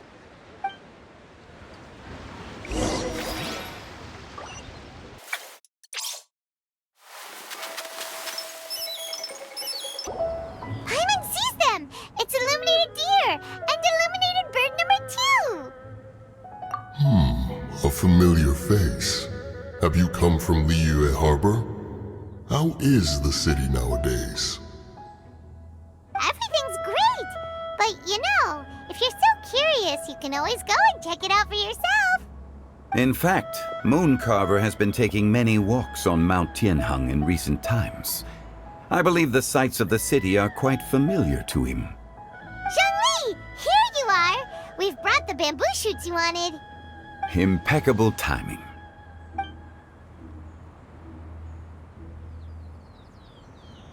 Traditionally, bamboo shoot soup ought to be slow-cooked for many hours on low heat. Using Adeptus arts to hasten the process is something of a shortcut. Wait, that mechanism... is that... Indeed. Cloud Retainer kindly lent me her supreme cuisine machine. Can we not just call it a cooking machine? Actually, never mind. She seems to take a lot of pride in her mechanical gizmos, so it's probably best if Paimon doesn't go changing the name willy-nilly. I trust that you found the answers you were seeking during your recent journey? Excellent. The past should be remembered, but not overly dwelt upon. Our journey should be seen as a means to take on more from the world around us. When the bamboo shoot soup is ready, I must insist that you try some for yourself.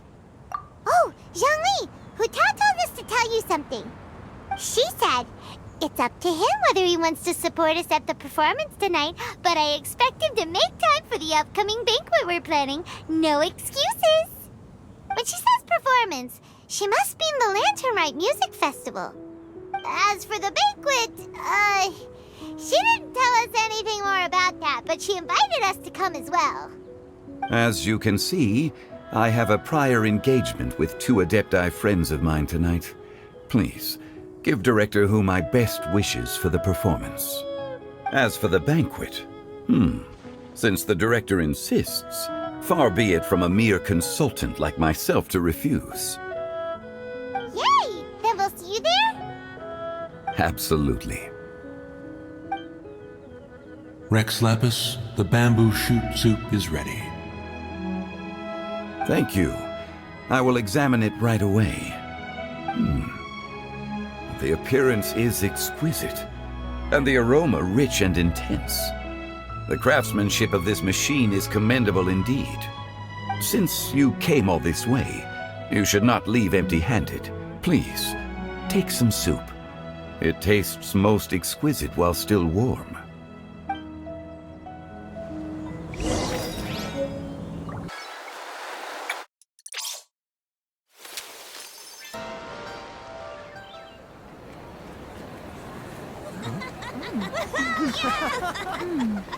I'm honored to be here on the Iridescence Tour stage.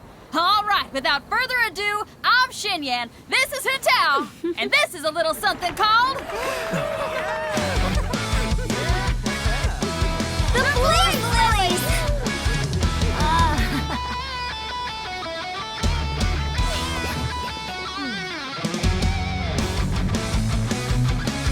I'm up here blazing trails through the midnight sky, lighting up the world below. And when the crowds all hear my voice, they'll meet the spirit of rock and roll. Let's go! Hey, you butterfly, you too buzzing by, guiding your way to the afterlife, opening the path without a fright. Oh! I'll light the fire, watch it blaze across the universe. I'll spit my rhymes, watch your step, or you'll get burned. Hey! Woo!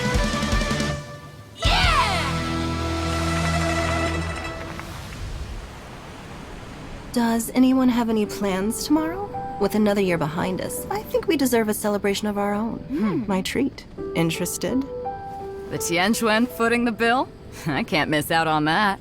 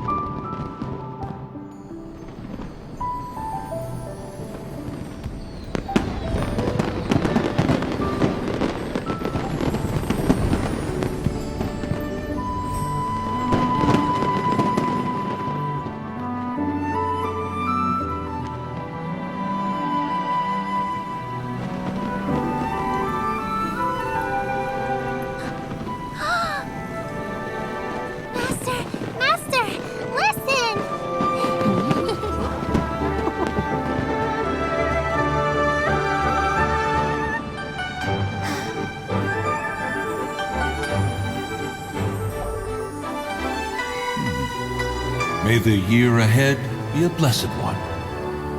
I believe it shall be.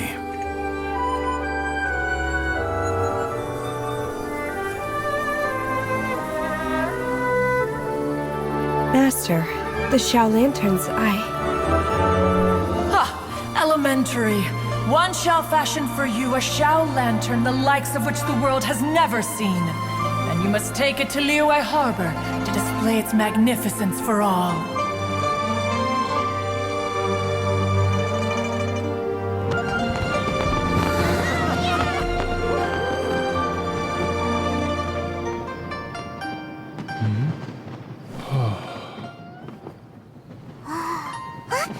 Listen! That must be Madame Ping!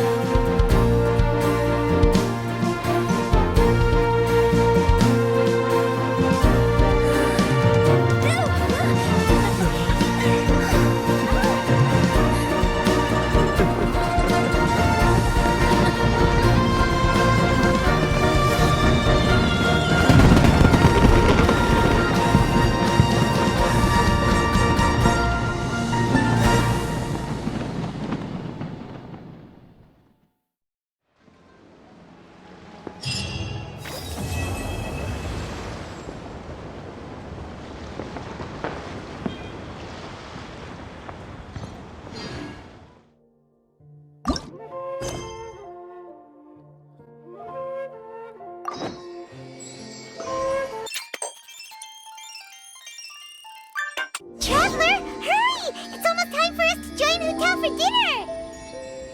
Ooh, and we'll be meeting at Shinue Kiosk.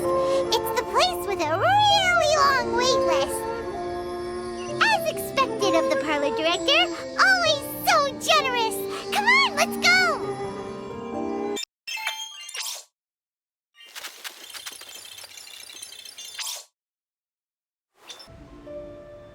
Oh, so that's how it is.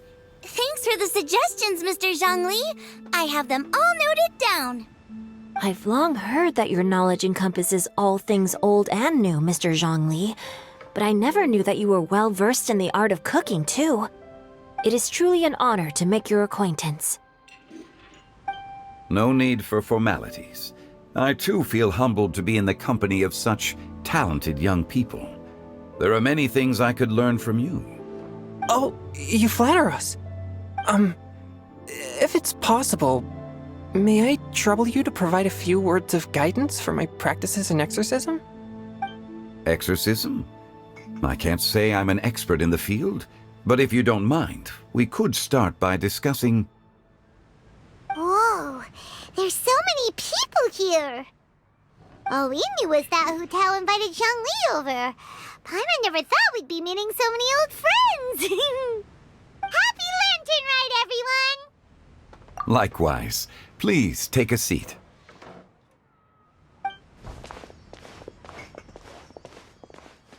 Happy Lantern Ride! Are you having fun? Me too. I've seen Xinyan perform before, but this is the first time I've watched something like this. I heard that the audience loved it too, and she's been receiving quite a lot of performance invitations lately. She's more busy than ever, and Yoonjin's gonna help her. Yep, and they asked us to pass on their season's greetings to everyone. They hope we'll have a wonderful gathering. The performance was spectacular indeed. However, it gave Xiangling a huge burst of inspiration, which in turn gave us a bit of a headache. Us? Did Xiangling ask you to try out her dishes too? That, my friend, is beside the point. Watching you eat was enough for me. Come to think of it, I probably shouldn't have burdened Chongyun with eating my share too. Hold on, Xiangling came up with a new recipe? Let Paimon try! See, someone here knows how to encourage people. Thanks, Paimon. Oh, and I have to thank Mr. Zhongli too. He gave me lots of useful pointers that really drove it home for me. Oh, so that's what you were talking about before we arrived. Yes, Since we'll be dining together, the topic of our conversation naturally revolved around cooking. Qiangling's ideas are truly unconventional. Her choices in both ingredients and spices are comparable to a melody dancing on the tongue. My suggestions were nothing more than the icing on the cake. Oh, the two of you always deliver. Now I'm getting embarrassed. Anyway, I'll get everyone to have a taste after I've adjusted the recipe based on Mr. Zhongli's advice. That sounds like it might become a little safer to eat. How about I sample the dishes next time? Speaking of eating, Paimon feels like we're missing someone. Oh, Huta was the one who invited us, but she's not here. And where's Guoba? Oh, Guoba volunteered to help Dad at the restaurant. You know, lots of people come over to eat during Lantern Rite. Without Guoba helping out, I probably wouldn't have had the time to accept Hu Tao's invitation. As for Hu Tao... The director went to collect a guest. She asked me to stay here and host you for the time being. Seems like it's almost time.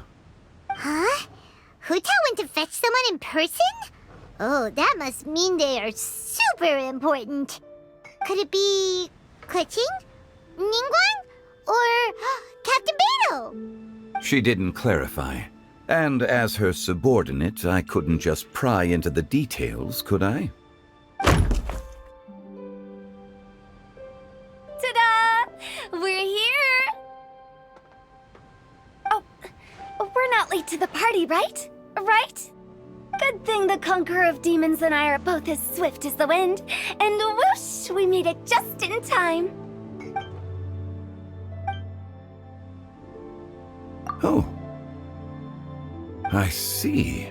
So the important guest is the Conqueror of Demons. I've been looking forward to meeting you. The director didn't mention anything when she invited us. What a pleasant surprise.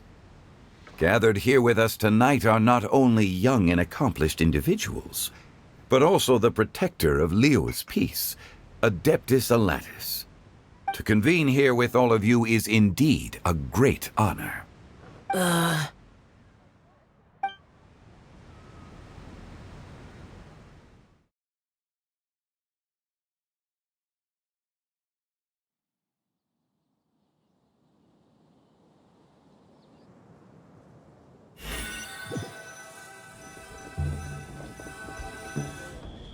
It's almost Lantern Rite, yet you took all the trouble coming here. The director has a way of making it difficult to decline. Rex Lapis, may I ask what troubles you? The director asked me to buy sesame oil in preparation for the celebrations. Huh. Then why would you come all the way to Wangshu Inn? I had a pleasant chat with Chef Yanxiao and received some spices from him. And, see? Here's some matsutake and a portion of ham. What about the sesame oil? It's a shame. I couldn't find the kind the director was looking for.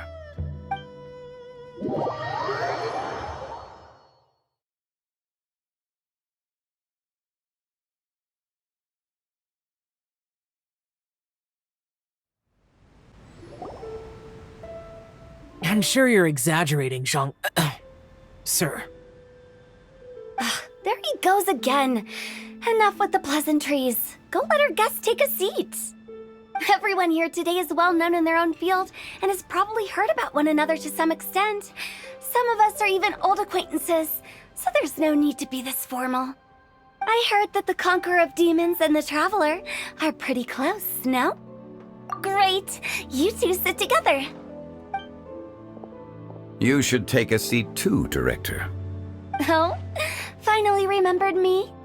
When we arrived just now, the host at Xinyue Kiosk told me our dishes are almost ready. Perfect timing. Let's not wait any longer and ask them to bring out the food.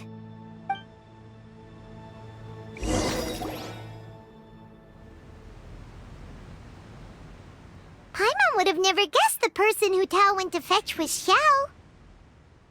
Oh, that's also the first I've heard of the Traveler and Paimon being friends with the Conqueror of Demons. You know Xiao Chu? Knowing is a bit of an overstatement. I've always looked up to him. You might not know this, Paimon, but we exorcists have worked in close collaboration with the Conqueror of Demons for many generations, dispelling evil together, both in the open and from the shadows. Hard to imagine that thanks to Hu Tao, I've finally gotten the chance to meet him. Conqueror of Demons, I'm honored to make your acquaintance. Likewise. It is a great honor indeed to have a chance to meet the legendary Conqueror of Demons. Changyun has brought that name up quite a few times in the past. I remember you mentioning wanting him to understand the importance of exorcists. We know each other too. He helped try my dishes during the Masterful Chef's cook-off. I didn't think we'd have the chance to meet again. Happy Lantern Rite. No anecdote, however, compares to meeting you in person. I'm Xingqiu, Shangli and Changyun's friend. The pleasure is all mine. Whoa, everyone's getting all formal and polite all of a sudden. Paimon doesn't know what she should say anymore. Adeptus Xiao, mighty conqueror of demons, please accept Paimon's greetings too. Belated Happy Lantern Rite. Paimon tried very hard to look for a fancy word, okay? Don't be too harsh on Paimon! There's no need to be so polite. You're right. This was meant to be a nice little get-together between friends after all. Too much formality kills the atmosphere. I didn't plan this gathering only for everyone to walk on eggshells. Hiya. What's your true intention, then? A little get-together between friends, sipping the finest tea and watching lanterns float into the sky, bidding farewell to the past and embracing the present with joy. And that is something our consultant would say. I think it deserves a standing ovation. Indeed. Exceptional acting skills, Director. As for me, I'm just here to have fun and treat everyone to something good. We all worked really hard this year, whether traveling or guiding, cooking, helping with the family business, exorcising evil spirits, or conquering demons. And of course, our consultant, who's been helping out at the parlor every now and then. Everyone has done some pretty amazing things. As the one who brought everyone together, it goes without saying that I'm the one most deserving of praise. Huh? Sounds kinda self-important, but Paimon thinks it's pretty amazing that she managed to talk Xiao into coming. He rarely ever enters Liyue Harbor after all. It wasn't as complicated as you think.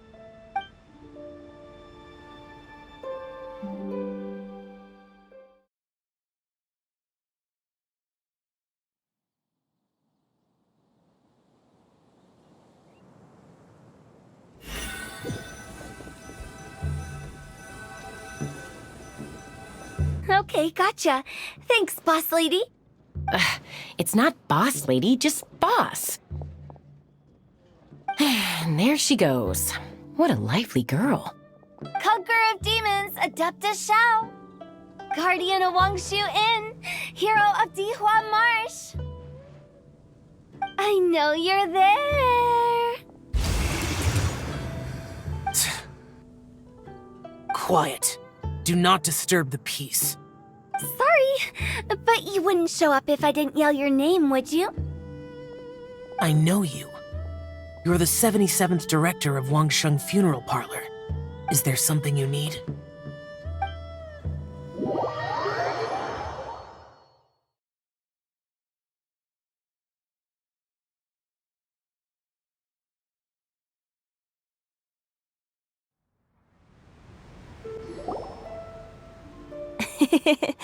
That does sound like one of Hu Tao's antics. Did the Conqueror of Demons agree to come so that Hu Tao would stop pestering him? There might be other reasons. Smart guess. Huh? There's more to it? It gets pretty boring from here on. I talked about the funeral parlor's past relationships with the guardian yakshas. You know, just to be sociable. In the time of the Archon War, disputes were frequent, and disaster overtook the land. Humans couldn't escape from the torment of the plague, nor could they escape death. The Adepti vanquished the demons, the Millelith fought valiantly, and Wang Sheng Funeral Parlor was responsible for purifying the diseased and sending off the spirits of the dead. That is how the border between life and death was maintained during the war. And it effectively prevented further incidents from happening. That's right. 1 point for the consultant. But despite our deep-rooted connection, it still took me quite a while to actually convince him.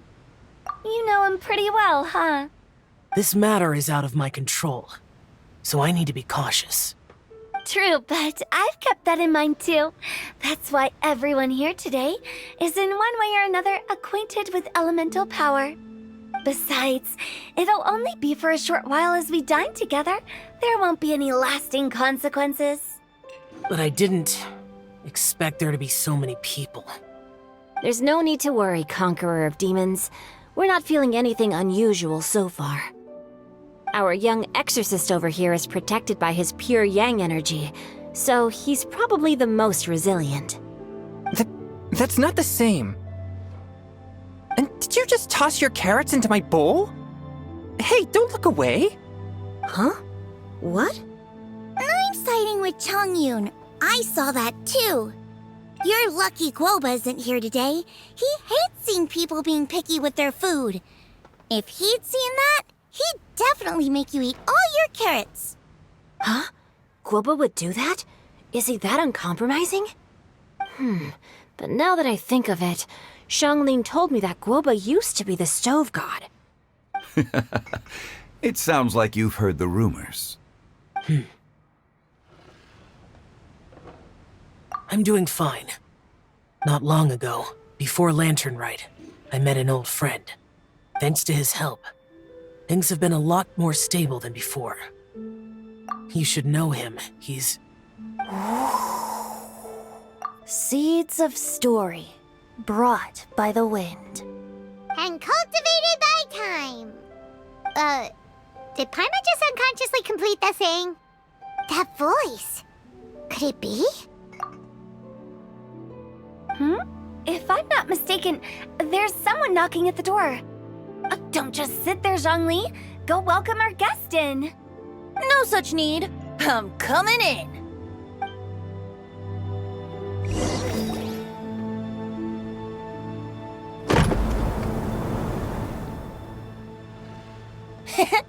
You finally let me in. Hello, hello. No matter if we've met before or not, this moment marks a brand new encounter. Old friends and new. Happy Lantern Rite. Oh, it's the tone-deaf bard. Oh, he seems to carry a valiant breeze wherever he goes. It looks like we're gonna be friends. Fate has brought us together, so come on, take a seat and be my guest. Help yourself. Oh, I'll ask them for another set of cutlery. This young lady here is as bright as a fresh bouquet of flowers in the morning's rising sun.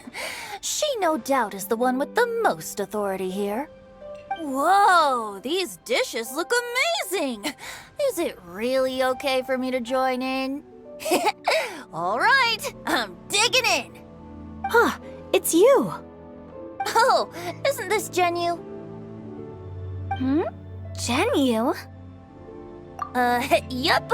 Now that I've taken a closer look, you're a fan of Genyu's works, aren't you? I met Xingqiu at a light novel convention. How I wish we'd met sooner. I never expected that there'd be another person in this world who could interpret Genyu's new novel as thoroughly as I could. Venti, you're being too humble. Considering your poetic talent, your fundamentals are way more impressive. Could this new guest be Master Xingqiu's friend? Yeah! Xiao, you remember me too, right? We had a chat not long ago. Yes. Monsters become more active than usual as we get closer to Lantern Rite. I was patrolling Dihua Marsh a few days ago, when I happened to run into this... You've already forgotten? I'm a bard, remember? And bards go around singing wherever they like. Oh, right. And this bard was performing in Dihua Marsh. It was a moving melody, and it made me feel relaxed and at ease. I couldn't help but stay and listen. Thank you for your patronage. I understand now, too. I'm Zhongli, currently working at the Wangsheng Funeral Parlor. It's a pleasure to meet you, new friend. And I'm his boss. Oh, and if there's anything unsatisfactory, let me know anytime. That's very considerate of you. Oh? No wonder. Only a boss as savvy and reliable as you would be able to hire such an impressive consultant. Oh, you're too nice, Venti. Not to brag, but our consultant truly is impressive. His knowledge extends across the stars and the land, and there's nothing throughout history that he doesn't know. From the sophisticated way he speaks, it's hard not to suspect that he could very well be an adeptus in disguise. Shao, you're an adeptus. Do you think it might be possible? Sorry. I'm only good at conquering demons. I'm afraid I don't have much knowledge in that matter. Really? But Paimon thinks you're super knowledgeable. Huh? Oh, right! Xiao's a warrior. He doesn't come to the city very often, so it's, pretty normal for him to not know anything. Yeah. Really? I've actually heard a few things about Mr. Zhongli before. The guests in the tavern talked about this refined and courteous man who, instead of having wine at Mondstadt's finest tavern, ordered a cup of hot tea with the most complex name. Now that you mention it, I seem to recall that there indeed is a musician like yourself in Mondstadt. I've heard that he's elegant and amiable, his works witty and vibrant. It's no overstatement to regard him as the best bard in Mondstadt. Now you're making me embarrassed. I would say that Mondstadt's poetry is a little run-of-the-mill sometimes. There's one I heard a while back that went, The old house is renewed, welcoming the spring breeze, awakening old memories. The meaning's there, but the word choices are unimaginative, and there's a distinct lack of literary flair. I think so too. The composition needs a little jazzing up. If I were to give it a go, I'd make it an old melon on a vine, a new flower that grows fine. Oh, good one! It feels unique and has a nice ring to it. You have great taste, Venti. I was afraid about you. Let's shake hands. Of course, of course. Hey, Shincho! Mind lending me a few books when we get back? Pick out some well-written ones.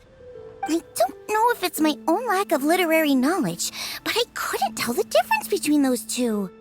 I don't think it's your fault. Chongyun's right. It's not our fault. Oh, you have a point. But speaking of, why is the tone-deaf bard here? Are you here to take part in Lantern Rite too? I heard that Liyue will be hosting a Lantern Rite music festival this year.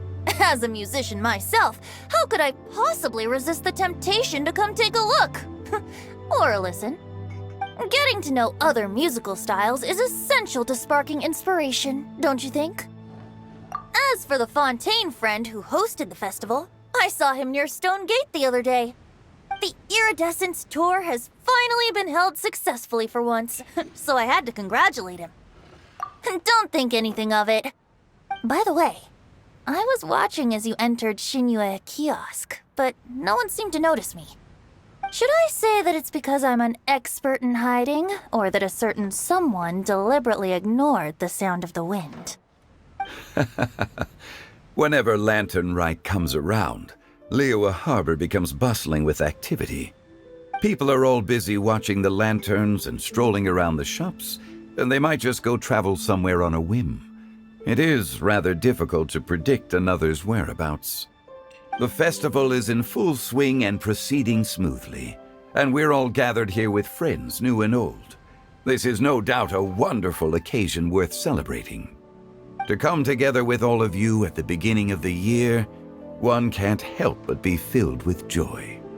In a moment like this, I propose we raise a glass together. In my case, tea in lieu of wine.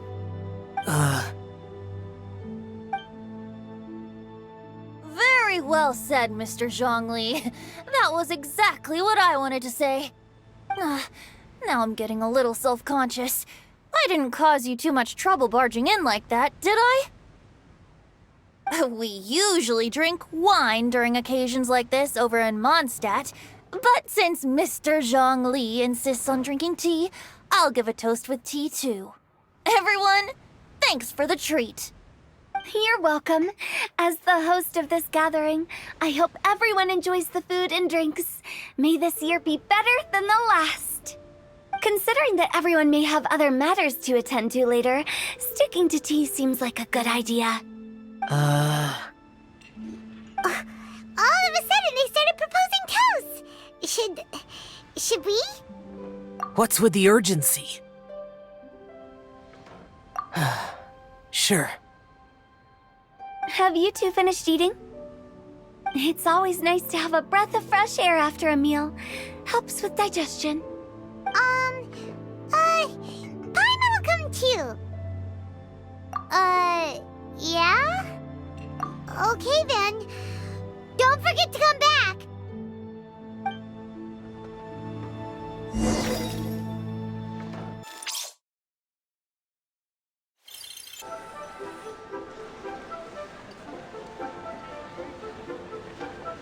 Are you all right?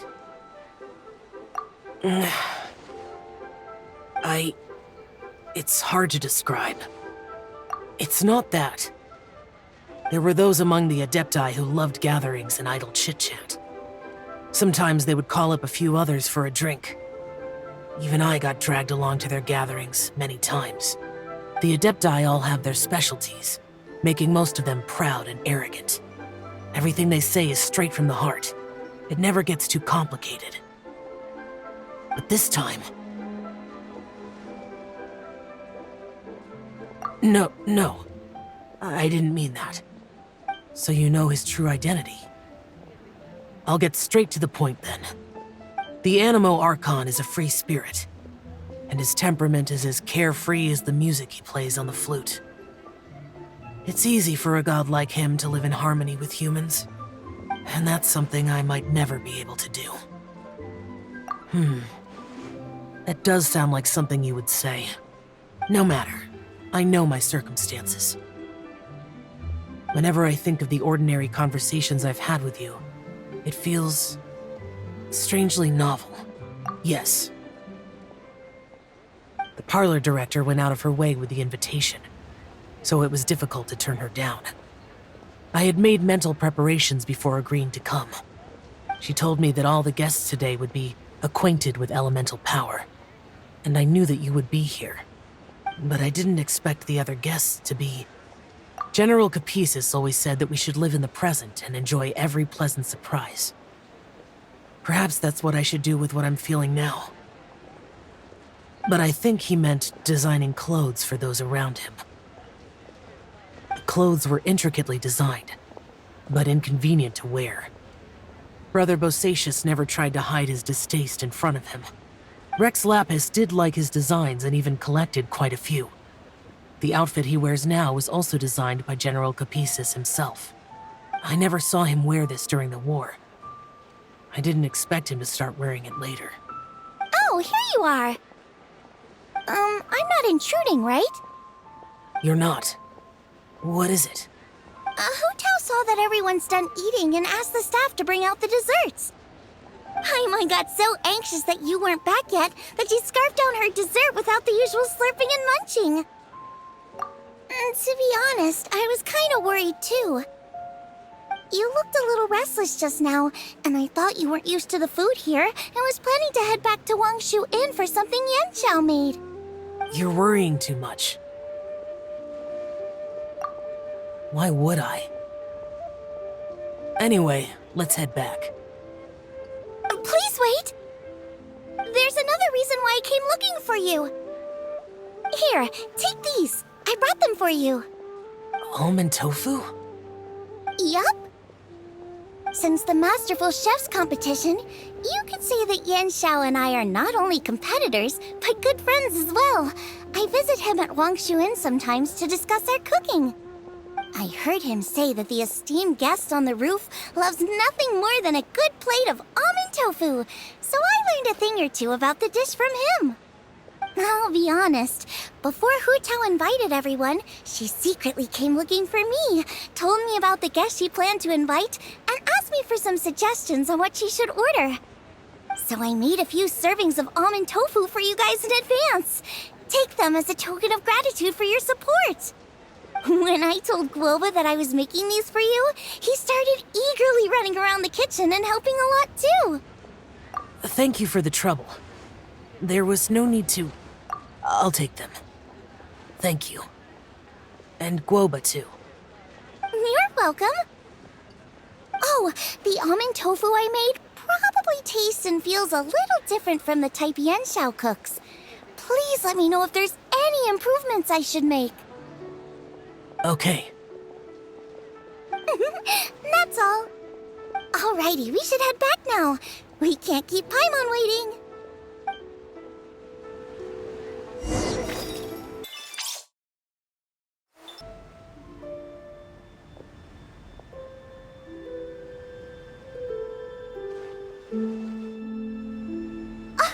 You're finally done whispering secrets to each other?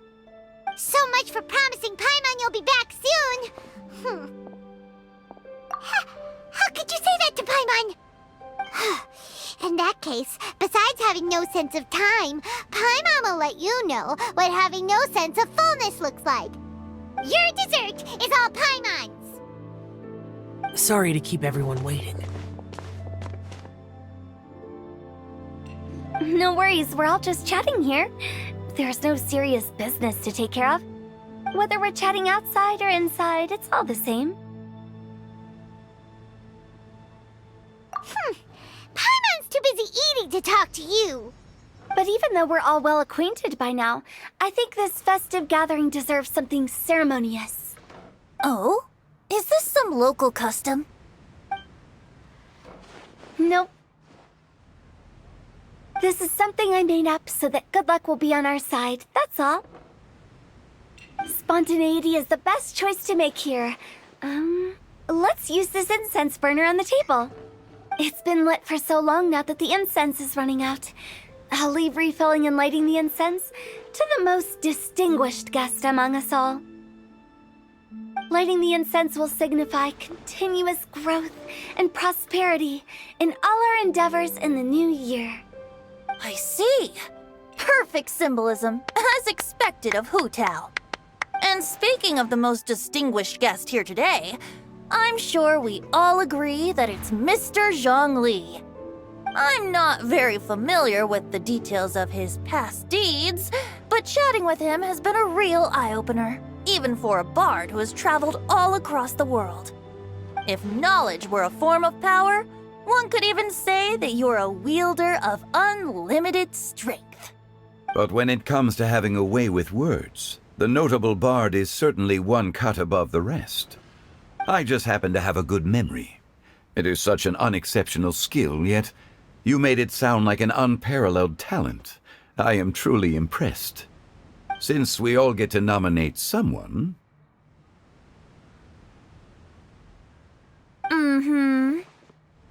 I think it's only fair that we let the parlor director light the incense.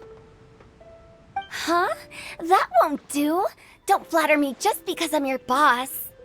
We are looking for the most distinguished guest here.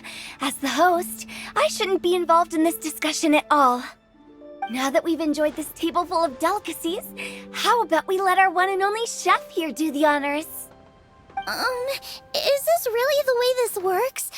I didn't cook any of these dishes. It's not a big deal. Just look at her! Xiangling, the disciple of an Adeptus, the Stove God's best companion, the winner of the Masterful Chef's competition. The only heir of the famous Wan Min restaurant. A good old friend of mine. There's no better choice. Why does Paimon feel like we're back at square one again? Please stop! You're making me embarrassed. If we're looking for a distinguished guest, surely the second son of the Feiyun Commerce Guild counts. It's one of the largest commerce guilds in Liyue Harbor. Huh? Don't get me involved in this. Ooh, not a bad choice. With the Commerce Guild's young master lighting the incense, we're all sure to make a huge sum of mora in the new year. That's not how it works. Making a fortune is indeed a fine wish, but it's of lesser importance than good health and happiness. Which means we should choose Chongyun, the skilled exorcist who keeps everyone's home safe from evil spirits. Huh? Now you're nominating me? I can't be the one when we have the Conqueror of Demons right here. Adeptus Xiao has the most seniority among everyone here today. We should... I refuse. I am most certainly not the most distinguished guest here. You should all be able to make the right judgment based on your observations. One person here is well acquainted with everyone else.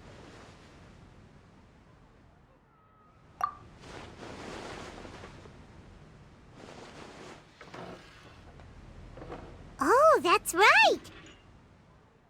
Even though you're always mocking Paimon, you're still pretty popular with other people. No, wait!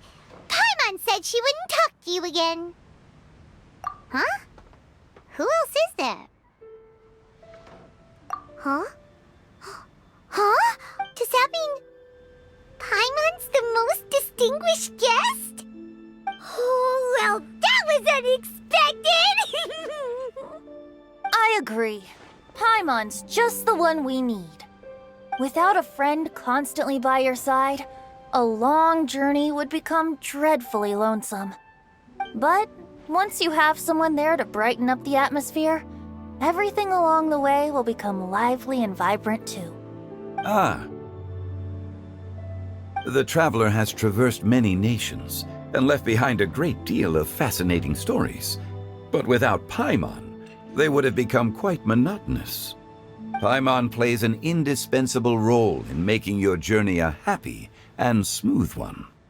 You guys, Paimon's not used to being praised like that.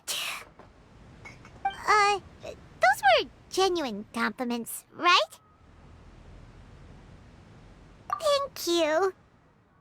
You made Paimon wait for a long time, but Paimon's not mad anymore. Don't take everything to heart, Paimon. Friends tease each other all the time. That is indeed true. That means Paimon is as important to the traveler as Guoba is to me. Looks like we've come to an agreement. Any objections before we proceed? I trust the traveler's judgment. Then Paimon it is. And now, the world's most excellent traveler's greatest companion, guide, and friend, Paimon, will be refilling and lighting the incense for us. Here you go. Take the match, and don't burn yourself. But if things go really wrong, here's the 2-for-1 coupon.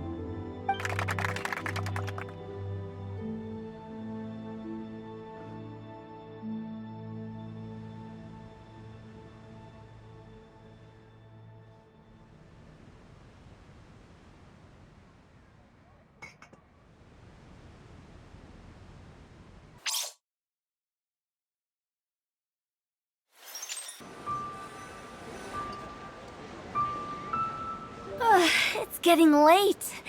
I won't take up any more of your time. You're all free to go as you please. Yep, the tea was amazing too. You don't have to go all polite on me. Just remember to come when I invite you next time. Let's see. It's dark out, so I'm going to accompany Xiangling, Xingqiu, and Changyun back home. As for the rest of the guests, I'll leave them to our consultant. No need. I'm headed towards the harbor to meet a friend on the ship. There's no need to trouble one such as Mr. Zhongli. I think you know the place I'm talking about. Come meet me anytime. It was great getting to know you all. Let's meet again when the spring breeze begins to blow. Bye. Oh, we should write poetry together sometime.